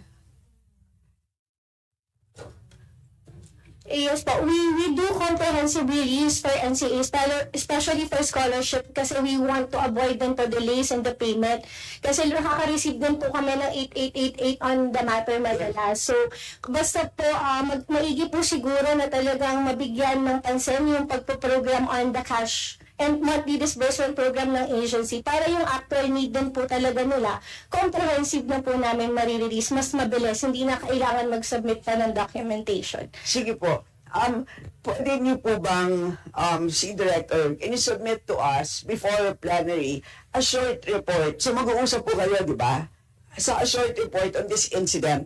So kung ano nangyari, kung bakit hindi nahanap ang inyong additional request, bakit hindi na-process, at kung ano yung steps moving forward para ma-avoid it over the next tranche. To be submitted to us before plenary po. Yes po. Salamat. Thank you for that very relevant intervention, Madam Chair, lalo na kung sa part po ng agencies and well, kung sa part din po ng DBM na doon naman nagagaling lahat ng pera ng various agencies, baka ang dating lang it's just a matter of some files or whatever na syempre part naman ng process. Pero kung sa bahagi po kasi ng mga estudyante, very concrete yung effects niya di ba? May iba talaga like nag-enroll sa science courses, nag-apply sa ganitong school dahil nag-rely sila dun sa scholarship talaga. Kung wala naman yun ay they might have opted for other tracks sa buhay po nila. So, may na po talaga yung before plenary po ay ma-actionan po natin ito. Thank you, Madam Chair. Next naman po, in connection din sa kalamidad, I direct this question, Madam Chair, sa FIVOLX, since nung nag-ship din po tayo online, ano yung mga relevant na mga programs or projects. Yung isa nakita po natin yung Dynasty Slope Project. Can you briefly describe ano po ang value nitong project na ito? This Dynasty Slope project is for monitoring deep-seated landslides. Right now, we have 52 sensors all over the country. So basically, this is a combination of technology and community. It's community-based early warning system. Okay. So, kung ganun Madam Chair, ibig sabihin na isa yun sa mga dapat talaga yung masuportahan pa natin ng mga projects. I would like to know, Madam Chair, magkano ba ang budget ng Dynasty Slope for this year? Tapos magkano po for next year based sa National Expenditure Program? So, yung Dynasty Slope, this year, meron tayong 27 million. And but we actually requested for 54 million. 47 million. But only 27 million is being only 27 million is approved by DBM. For this year po? For next year. For next year. How about this year po? Magkano ang This year, budget? 47 million. 49 million. Okay. So, just a bit more than half yung so far ay nakapasok po sa National Expenditure Program. With that, Madam Chair, we'd like to express na sinusuportahan po natin yung pag-increase ng budget hanggang kaya po ay maabot yung proposal talaga for the Dynasty Slope Project, lalo na kung early warning system ito for landslides, lalo pa po sa panahon ngayon, we can really put aside yung halaga ng ganitong project. So, last na lang, Madam Chair, kasi na-mention din yung Plan Smart for Safe Schools in partnership with DepEd.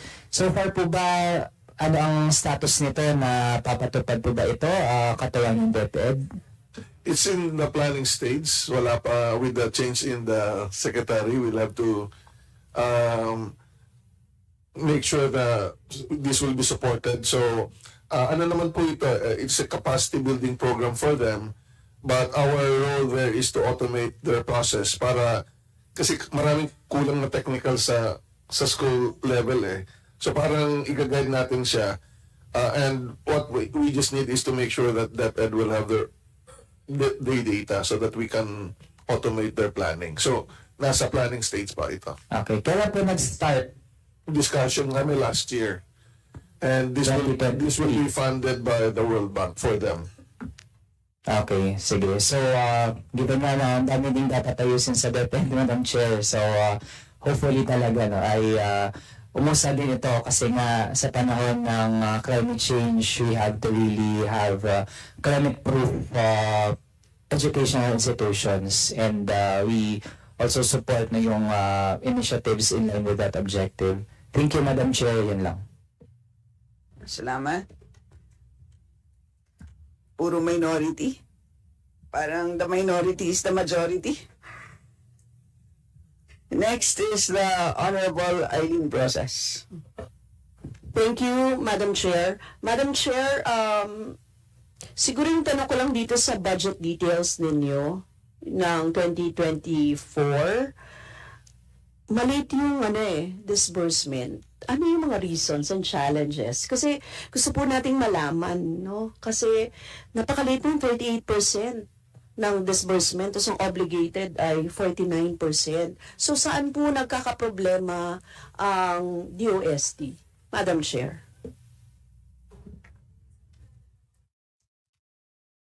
Mr. Secretary, who is your finance? Mr. Secretary Sahagun, but let me put this into context. A big bulk of our funding under the Office of the Secretary is the grant in aid, which is for research. And so, right now, there have been some changes in the requirement for us to be able to disburse it and grant fund. So that is the bottleneck. Where we're trying to comply with this requirement, but it really hampered our disbursement and provision of grant fund to the universities. So where else? Yung grant and aid lang ba? Saan pa tayo nagkakaproblema sa ano?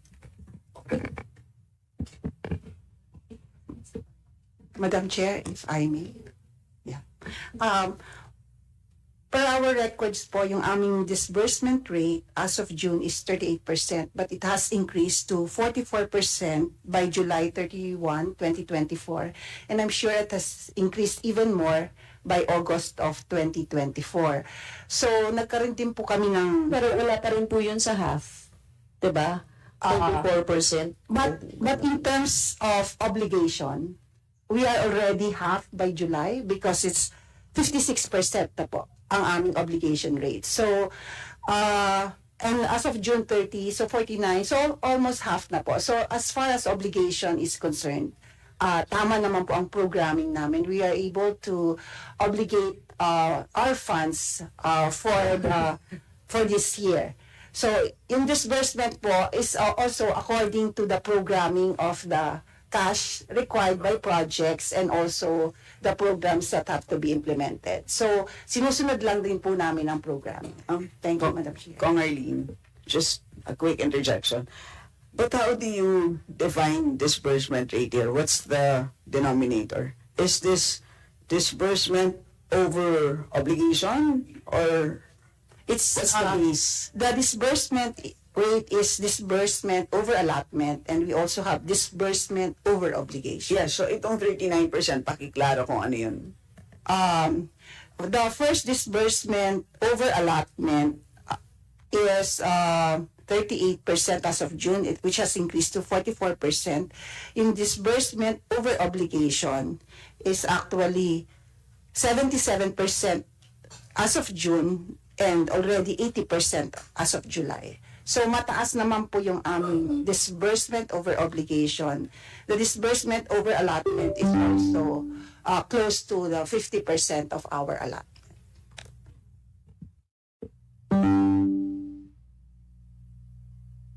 Share kasi hindi updated ito, no? So sana in-update itong, kasi ang nandito 49% ng budget utilization rate eh. So talagang nakaka-worry din yon. Tapos ang tatanungin din natin next doon, ano yung catch-up plans, 'di ba? Kasi syempre ilang buwan na rin natitira tapos hindi siya magagamit. Sayang yung budget and you have so many na kailangang pondohan.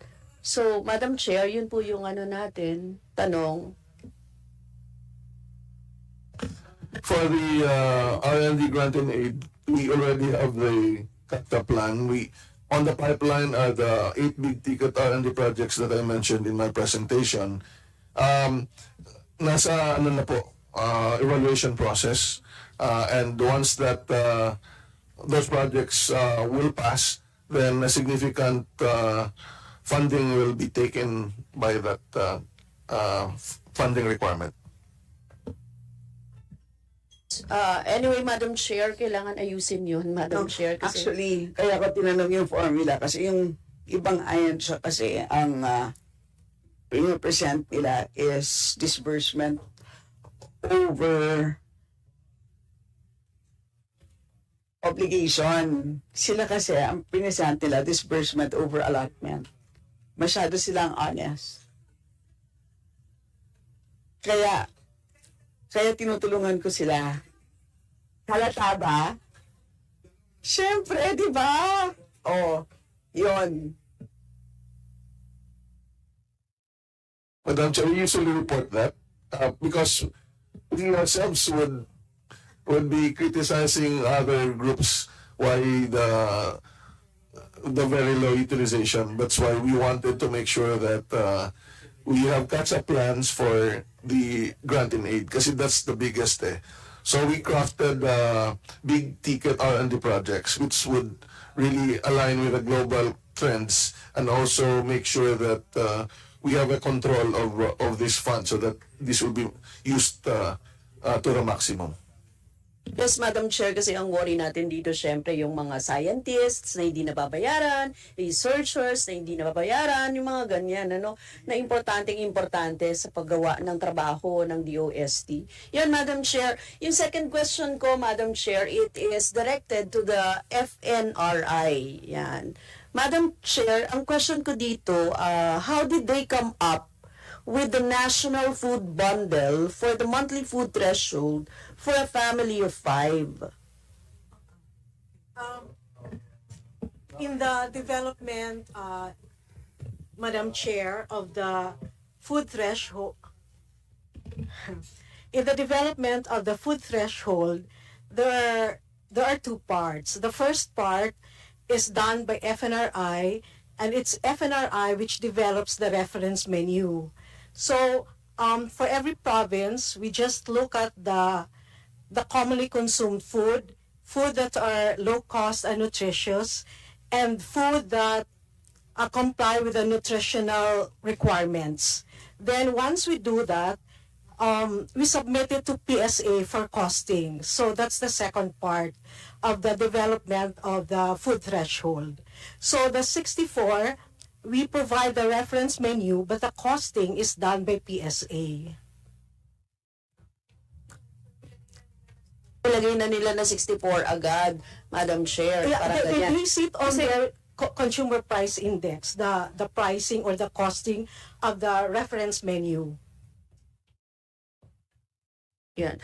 Madam Chair, how did the FNRI determine that this National Food Bundle meet the nutritional requirements? Specifically, yung calorie requirement Yes. po.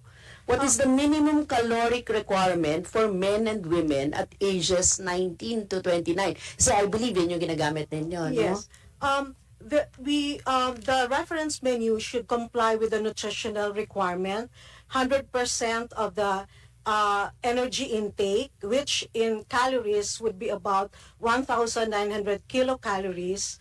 It should also comply with the 100% nutrient intake of protein, for example, which is translated into grams, 50 grams, and it should also comply with at least 80% of the nutrient intakes of iron, riboflavin, and all vitamins. So the reference menu should comply most primarily with the nutritional requirements. Pero dito po sa nakaraan, ano, yung estimate calories ng National Food Bundle, ilan ang ano? National calories, the energy, 100% energy in terms of kilocalories is 1,900. In terms of protein, it's 50 grams, and all the others are allocated among the different vitamins, riboflavin, iron, and all the other nutrients. Nung nakaraan po, yung 1,900 na sinasabi ninyo, pasok siya doon sa 64? The costing is done by PSA. When we look at when we identify the food items, these food items are the ones which should comply with the nutritional requirements.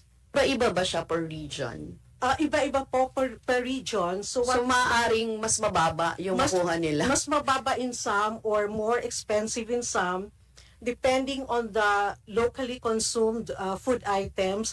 That's why for the national, we get the average provincial. So, kung mababa po sa 1,900, yung calories ng National Food Bundle, edi paano po natin i-expect yung mga Filipino to meet what their is daily average is the cost, not the nutrient requirements. The nutrient requirement is basic for all. So, like for energy, you should have 100% adequate energy. In terms of kilocalories, it's 1,934. And for protein, 55 grams. For vitamin A, 489 mcg RE, 60 vitamin C, 60 mg, thiamine 1, riboflavin 1, niacin 13, calcium 755, iron 16. So, Madam Chair, the reference menu should comply with all this per capita energy and nutrient requirements. So we choose the food in the whole of the reference menu which should comply with these nutrient requirements. Pero, Madam Chair, ang tanong po natin dyan, kasi yung 64 ba talaga, yun yung batayan, parang ganyan? Papasok ba siya doon? Hindi ba below talaga yon? The costing is done by PSA, Madam Chair. Paulit-ulit po kayo doon sa yes, costing ng PSA. Pero kasi yung actual talaga, tinanong ko din po ito sa DSWD, kasya ba talaga yung 64 pesos? Kasi para tayo naglolokohan dun sa ang mahal-mahal ng bigas, ang mahal-mahal ng ulam. Yeah. Tapos parang ngayon kahit umuulan, mahal po yung gulay, kahit gulay mahal. So parang ang sinasabi po natin dito sa nilabas ninyo sa FNRI, did you consider the healthy food plate model for Filipinos ng Pinggang Pinoy when determining the National Food Bundle? Ang sinasabi po natin dito, kung yun yung inyong naging model, alarming po sa amin yung gano'n, na mababa yung tapos papagkasyahin mo doon. Kasi kahit po yung mga nakakulong, 70 pesos po yung, FYI, 70 pesos po yung sa kanila. So yung 64 pesos, para sabihin na hindi ka na food poor, hindi po namin yan mapaniwalaan. So Madam Chair, I am asking sa FNRI, itong ganitong dinevelop ninyo or tinulong ninyo sa NEDA or whatever, alarming po sa amin yon, parang ganyan. Lalo na kung outdated yung prices, lalo na kung may mga considerations doon sa So parang baka po pwedeng i-review yung true cost of the food at accessibility nito sa ating mga mamamayang Pilipino. Yun naman yung gusto natin i-point out dito. Madam Chair, we would first like to clarify that the food and the costing, this is based on the raw food as purchased. So these are still not cooked. So the cost for the cooking or preparation of the food would be different. And this supposedly presumes that you buy the food as raw and then you cook it at home. This is not the food that you buy from the carinderia or the restaurant and all. So this is the basic minimum cost of the food. But in any case, Madam Chair, we have actually reviewed the methodology or the basis for the computation of the food threshold. We have submitted an updated one, which is under review by the PSA, Madam Chair. Nakakuha ng kopya ng under review pa ng PSA, but you have your own now with you now? No, Madam Chair. And we will ask with PSA because it's with PSA. Madam Chair, kailangan ba natin ng menu ng PSA pagka ganito? We are just asking for their parang calculations na nire-review, parang ganyan. So, finally ba, dahil ang PSA ang siyang magre-release, kaya hindi pwede mag-release ang FNRI per se? You're asking review nila? to review the entire We have to release. a new reference menu that was developed. No. Is with PSA. So ma'am, ang hinihingi po namin is yung report on your end. Naiintindihan po namin na dalawa pong ahensya ang nagsama para ilabas ang threshold. Diba? Yes, Sa inyo yes, po Madam Chair. nanggaling yung reference menu. Yes, Madam Chair. Nanggaling naman po yung costing sa PSA. Naiintindihan Yes, po Madam namin yon. Pero yung input po ninyo, yun po yung hinihingi po namin. Yes, So, Madam Chair. we are directing you to submit. We You're out. submit your, Madam Chair. Yes. Wala na, ayan. Thank you, Madam Chair. Yun lang, kasi it is crucial to us. Pag sinabi ng NEDA na 64 a day food poor ang threshold, hindi po kaya namin yun tanggapin, Kasi parang yung typical family of 5, 64 pesos, baka sabihin nila, okay lang na hindi tumaas yung sahod ng mga manggagawa kasi kasya pala ito parang ganun yung Madam Chair, 64 is per capita. For 5 members of the family, we multiply it by 5. So it's 300 300. per Okay. family. So, yun naman ang Yun 300 po, per Madam Chair. family. Okay, oo. Yun, Madam Chair, yun naman yung tanong natin. Kasi tinanong ko din doon sa DSWD. And ang sabat naman sa atin ng DSWD, oo nga, mali talaga yon yung 64 pesos. So, oo. Actually, it's 5.5. What's the average family size, ma'am? 640 per person times 5, magkano yun? 320 per day. 320 per day, Madam Chair. For a family of 5 per day. And for a month, 9,600 per month for a family of 5. Baka itagan siya. Sardinas na lang makain natin. Madam Chair, kasi di ba, parang mahal ng mahal ng gulay Madam ngayon. Chair, ako kung gusto ko mag-reduce, 1.5 lang ang toka sa akin. Pero magre-reduce ako, calories. So, tama lang yung 1.9. So, tama po yun. Kasi ang guidance sa akin, 1.5 lang So, yung presyo na lang po ang magkakatalo. Yes. Pero pag 1.6 lang, hindi po magre-reduce sa mga manggagawa kasi malalaking makina yung gagamitin nila. Kailangan nila talaga ng So, yung ganon, meron din siyang talagang binabagayan, dapat yung per region, kailangan siyang kailangan po siyang tingnan natin sa ganong research. Hindi yung parang lahat pare-pareho, Madam Chair. Yung anyway, ayun, hindi ko alam kung paano gagawin ng FNRI yan. Pero kasi dahil kasama kayo doon sa pagkukwenta, seemingly, it is acceptable na ganito lang yung sinabi ng NEDA, parang ganyan. So, gusto sana namin kung further research, further na pagpapaliwanag dito, Madam Chair, to educate our people na hindi sila mag-react dito sa ganitong makatulong po kayo sa pagpapaliwanag. Thank you, Madam Chair. Oh, actually, ako din po. Sige, tulungan nyo kami, intindihin yan. So food menu po ang ambag ng FNRI. Tama po. Yes, ano lang talaga kayo, menu lang talaga. So, napapainom si ma'am. Siya, naha-high blood sa atin. Hindi ma'am, relax lang po kayo.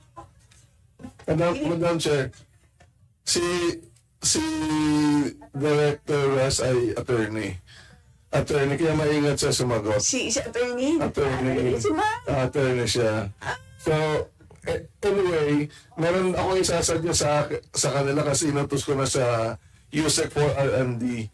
Kasi yung calorie count mo yan depende sa trabaho. Kung active ka, tataas yan. Kung hindi, bababa. So, papagawa na lang natin. No, ma'am. Ano naman po ako? Sige po. Ito po, okay, ang objective natin is poverty threshold. Tama po? Yes, okay. yes, Madam So, Chair. ibig sabihin, it's, kumbaga po, ang sinusukat natin ay kakulangan. Tama? Kasi poverty, di ba? Yes, Madam Chair. It's kung saan yung parang maximin, di ba? Yung parang pinaka, di ba, maximin, di ba? Kami kasi mga scientists na nagkakaintindihan. Di ba? Yung pinakamataas na minimum. Yun ang sinusukat natin, di ba? Pero kakulangan ang sinusukat natin. Tama po? Yes, Madam Chair. So, okay, having said that, ako kasi naiintindihan ko pag income. Hindi ko masyado maintindihan kapag pagkain. Pasensya na po ha. Yun ang hindi ko masyado maintindihan. So, kasi so, basically, we're trying to find the point where poverty begins, parang ganon. Pagdating sa pagkain. Yun ang pinipilit natin intindihin. Tama ba ako? Yes, Madam So, Chair. hindi ko, ipaliwanag din po sa amin, like, halimbawa, okay, bigyan nyo kami ng, itong kakainin natin ngayon, di ba? Kunwari, itong menu na to ay simbolo na kung saan, ito na ang maximin. Ito na yung pinakamataas na borderline na to ng kahirapan, parang ganon. Yes, Pag Madam Chair. lumagpas ka dyan, Hindi, medyo near poor. Hindi naman mayaman. Pag natin, hindi pwedeng mayaman eh. Near, parang kumbaga, kahit paano, nakalagpas ka ng kaunti, pero vulnerable ka pa rin. Yun ang pag-intindi, Yes, di ba? yes. Near poor. yeah. Nakaahon ka ng kaunti, parang ganon. So yun lang po, ma'am. Kasi di ba pag sinabi mo, like, give me an example of a menu. Example lang po. Actually, we have... So, kunwari, monggo, I mean, may gano'n, di ba? Example lang. For example, for NCR, for breakfast, you have scrambled egg, boiled rice, and coffee with milk. And then for lunch, you have boiled monggo with malunggay leaves and dried dilis, and boiled rice and banana. Then for supper, you have fried tulingan, boiled kangkong, boiled rice, and you have snack of pandesal. So that's the basic minimum requirement. Okay. So, ma'am, ang ginawa ninyo is, kinuha ninyo yung calories niyan. And this should comply with the reference menu, should comply with the nutritional requirements. Not really calories. So, but ilang nutritional calories, kinuha requirements. nyo rin yung Opo, yung protein, 100% energy. vitamins, Yes. etc. Yes, Madam Chair. Okay, and then, syempre, may daily requirement in terms of energy, etc. Yes, Madam Chair.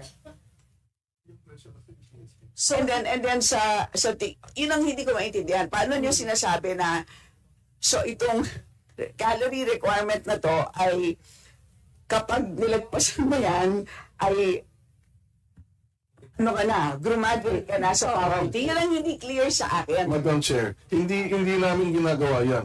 Nagbibigay lang sila ng healthy food na sapat sa tao, hindi sa Hindi poverty. po, sir, yun ang hindi clear nga sa akin. because yung food choices, they have equivalence in energy and nutrient adequacy. So yung menu na yon that complies with the nutritional requirements of That's why hindi siya poverty threshold. food threshold component of the poverty Pero what you're threshold. computing is sufficiency. Diba? So, pasensya na po. So, parang all the more, it becomes something to be further reviewed. Tama po? Madam Chair, Because ang hinahanap natin nga is a poverty threshold. Hindi po ba? The food component of the poverty threshold is the food threshold. Hindi yun. But Seth, are you with me? Ang hinahanap Yes, ma'am. ng NEDA is poverty threshold. And then all of a sudden, merong food aspect. Parang mahirap Yes. i-link yun. Kasi kunyari, pag sumobra ang calorie ko, doon ako tataba. Ganyan lang yun. Healthy food. Ito calorie, ito yung mga vitamins. Pag sumobra ka sa calorie, baka tumaba ka na. Kasi ang trabaho mo, nakaupo ka lang sa opisina. So, hindi ko alam kung measure yun ng poverty. Wag na lang natin kasi sukatin yan, di ba? Pwede bang income na lang, based on income na lang, di ba? Para madali. Kasi masyadong contentious, di ba? Sige. Madam Chair, directed talaga sa NEDA, no? Yung 64 pesos a day food and then na-release nila, food poor na threshold na release nila. Na apparently, yun nga, ang sinasabi nila, yung FNRI, tapos yung PSA na ano. Kaya parang kino-question natin yun. So, yun, mas sa ganong along that lines. Kaya ngayon, parang ang sinasabi natin, ano ba yung mga menu guide na ginagawa nila? Tapos yun ba talaga yung costing noon? Parang ganyan. So, hindi talaga directed sa kanila yung tanong ng costing, kundi sa... Yung sa PSA na parang, bakit ang baba? Pesos. Hello! Kahit ako! So, totoo lang po. Magkano na ngayon ng noodles? Magkano ang... Yun na nga lang yung kinakain ng mga ng mga tao di ba? Kasi yun yung kumakasya sa 12 pesos. Kailan yun yung sinabihan ka? Magkano daw 7 pesos? Tapos meron pang 4 na piso yung kape. Magkano yung kape? Wala na pong ganun. Pagpunta ka sa sari-sari store, magkano yung kape? 7, 10 piso, 3-in-1. Yun, ganun siya. So, yun po yung ano namin. Oo, Yes, kaya... Madam Chair, we understand that. Pero yung premise nito is raw, as purchased. So, like noodles, hindi siya part nito. That We understand your kasi pero yun nga kailangan pong itanong sa PSA yung sinasabi Yung nilang costing. costing nito. they Oo, do the ganon. costing, Madam Oo. Chair. Kasi naiintindihan ko naman yung portion ninyo na Royan, etc. Yung ganun. Pero dapat nga ipaliwanag yun sa mga tao kasi Yes. wala ngang gas doon, walang kahit ano pang Yes. Oo. Thank you, Madam Chair. Yun lang naman yung nilinaw ko. Salamat. Madam. So, Take next. it up with NEDA kasi yun nga, sila talaga yung dapat. Si balisakan actually. Has to Ang World Bank, meron silang $1 a day na threshold. So, pag i-compute mo yung $1 a day, 55. it's about 60 plus. So, hindi ko alam I'm just saying na may ganun sila. Okay. So, next is the Honorable Sergio Dabok. Huwag na natin pag-usapan yan, Madam Chair. Kasi hindi ako makakain. Kaya kung honest na lang ito dito, hindi ako makakain kasi pinag-usapan natin yung poverty, mayaman ako, ayaw kong kumain yan. Anyway, maraming salamat, Madam Chair. Magandang umaga po sa ating lahat. Puro na po minority yung nandito. Ibig sabihin, minority lang ang medyo masigasig kahit maulan. I'm here, Madam Chair, not to interpolate the budget of the Department of Science, I'm here to manifest my support to the budget of Secretary Solidum and personally thank him, kasi sa 5 years ko dito sa Kongreso mahigit, isa lang ang DOST sa 4 na agency na may mga concerns ang electric cooperatives na hindi year in, year out reason ang binibigay. Sila po ay may binibigay na solusyon, which is, yan po yung hanap natin, hindi palaging rason. DBM is one of those reasoning agency. Kaya, kanina mag-interject sana ako kasi hindi po totoo yung mabilis sila kahit kompleto ka. We have experienced that in the electrification, kahit kompleto na, pinapahirapan pa yung pundo para sa mga sityo. Wala tuloy nagawa yung mga DOST, yung iba kasi hindi rin magamit ng mga bata yung mga computers. Dahil walang kurente yung So, I would like to reiterate, Madam Chair, my support to the budget of DOST. Mayroon lang akong konting linawin dito sa isang programa. Paano ba binibigkas to, Mr. Secretary, yung training ninyo sa ano ba to? Saray, Saray ito o Saray? Kasi medyo po yung mga... Hindi po yung pangalan, sir, ng kung ano man yung allergy niyo. Ito po ay acronym ng Smart Agriculture to Reinvigorate the Smart to Reinvigorate the Industry. agriculture industry. The agricultural, smart application to invigorate the agricultural industry. Kaya ko po natanong, Madam Chair, kasi binabasa ko ng maigi yung content ng program. Napakaganda po. Kaya na-reinforce yung mga issue ko sa Department of Agriculture at saka sa National Irrigation. Yung pong Mr. Secretary, itong programa na to, coordinated po to sa Department of Agriculture. Yes, we are coordinating, but to make sure that we maximize the technologies that DOST and UPLB have developed. This will be operated at the regional level by DOST regions in coordination with the other departments. With the central hub, kasi technology po yan, operated by both UPLB and DOST. So at some point, after 3 years, maging operational na po yan sa region, kakausapin ng regional director ng DOST lahat ng relevant regional director and the local government and the farmers and the cooperative. Kasi para sa kanila talaga to, yung deployment.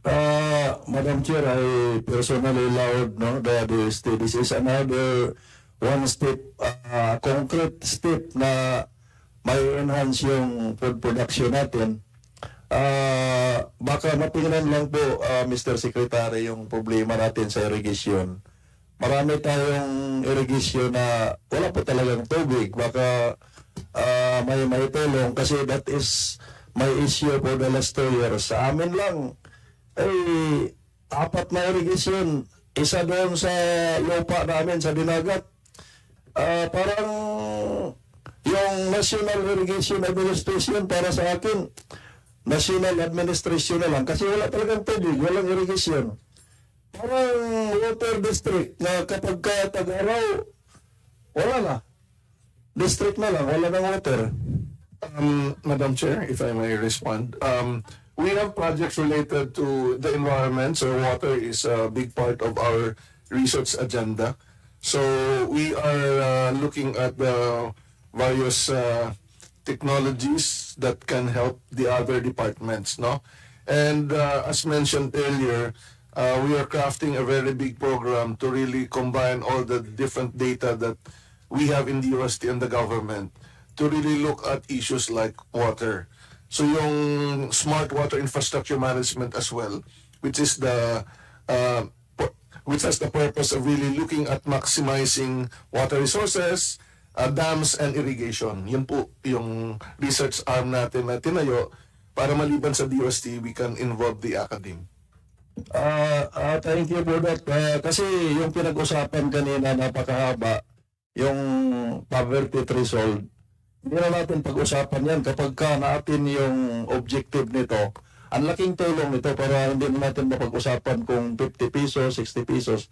Kasi parang iba-iba talaga. Parang minimum wage po para sa akin. Kasi lineman po ako, Madam Chair, no? Iba po talaga yung pagkain na kinakailangan ng lineman para makaakyat ka sa buong araw ng poste at magtatrabaho sa taas. Iba po yung pagkain na kinakain ko dito sa Congress na nagbabasa lang at naka-aircon, napakalayo po. Kaya hindi na ako, yung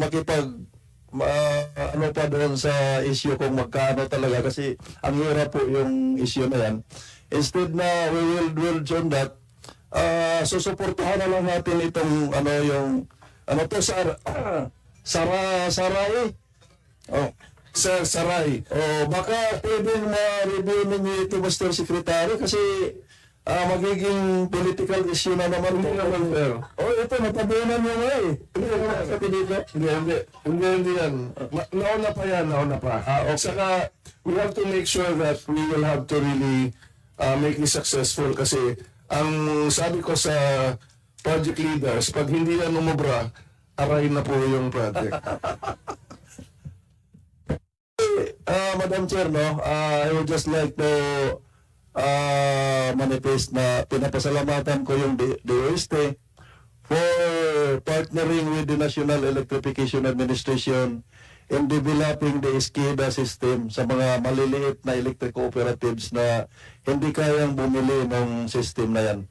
Maraming salamat po, Madam Chair. And hopefully, DBM, kasi naiiyak po ako kasi yung DBM parang nag-work budget management po yan, Mr. Chair. Sana, mabilis niyang i-release kung kompleto naman kasi ang sinisisi dito sa Committee on Appropriation, every budget briefing at saka sa plenary, yung agency. Pero mayroon talagang malaking relasyon yung mga delay doon sa releases din ng ng mga budget na para sa kanila. Thank you, Madam Chair. Salamat. Para naman ma-feel ninyo ang presence ng majority. Ayan. Kahit wala po siya dito sa tabi ko, magpaparamdam si Congressman Bambi Amano. Ayan. Nagpadala siya ng video message. Kinakabahan na si Sek. Ay, sandali, ayan. Natin i-replay, walang sound. Lakasan.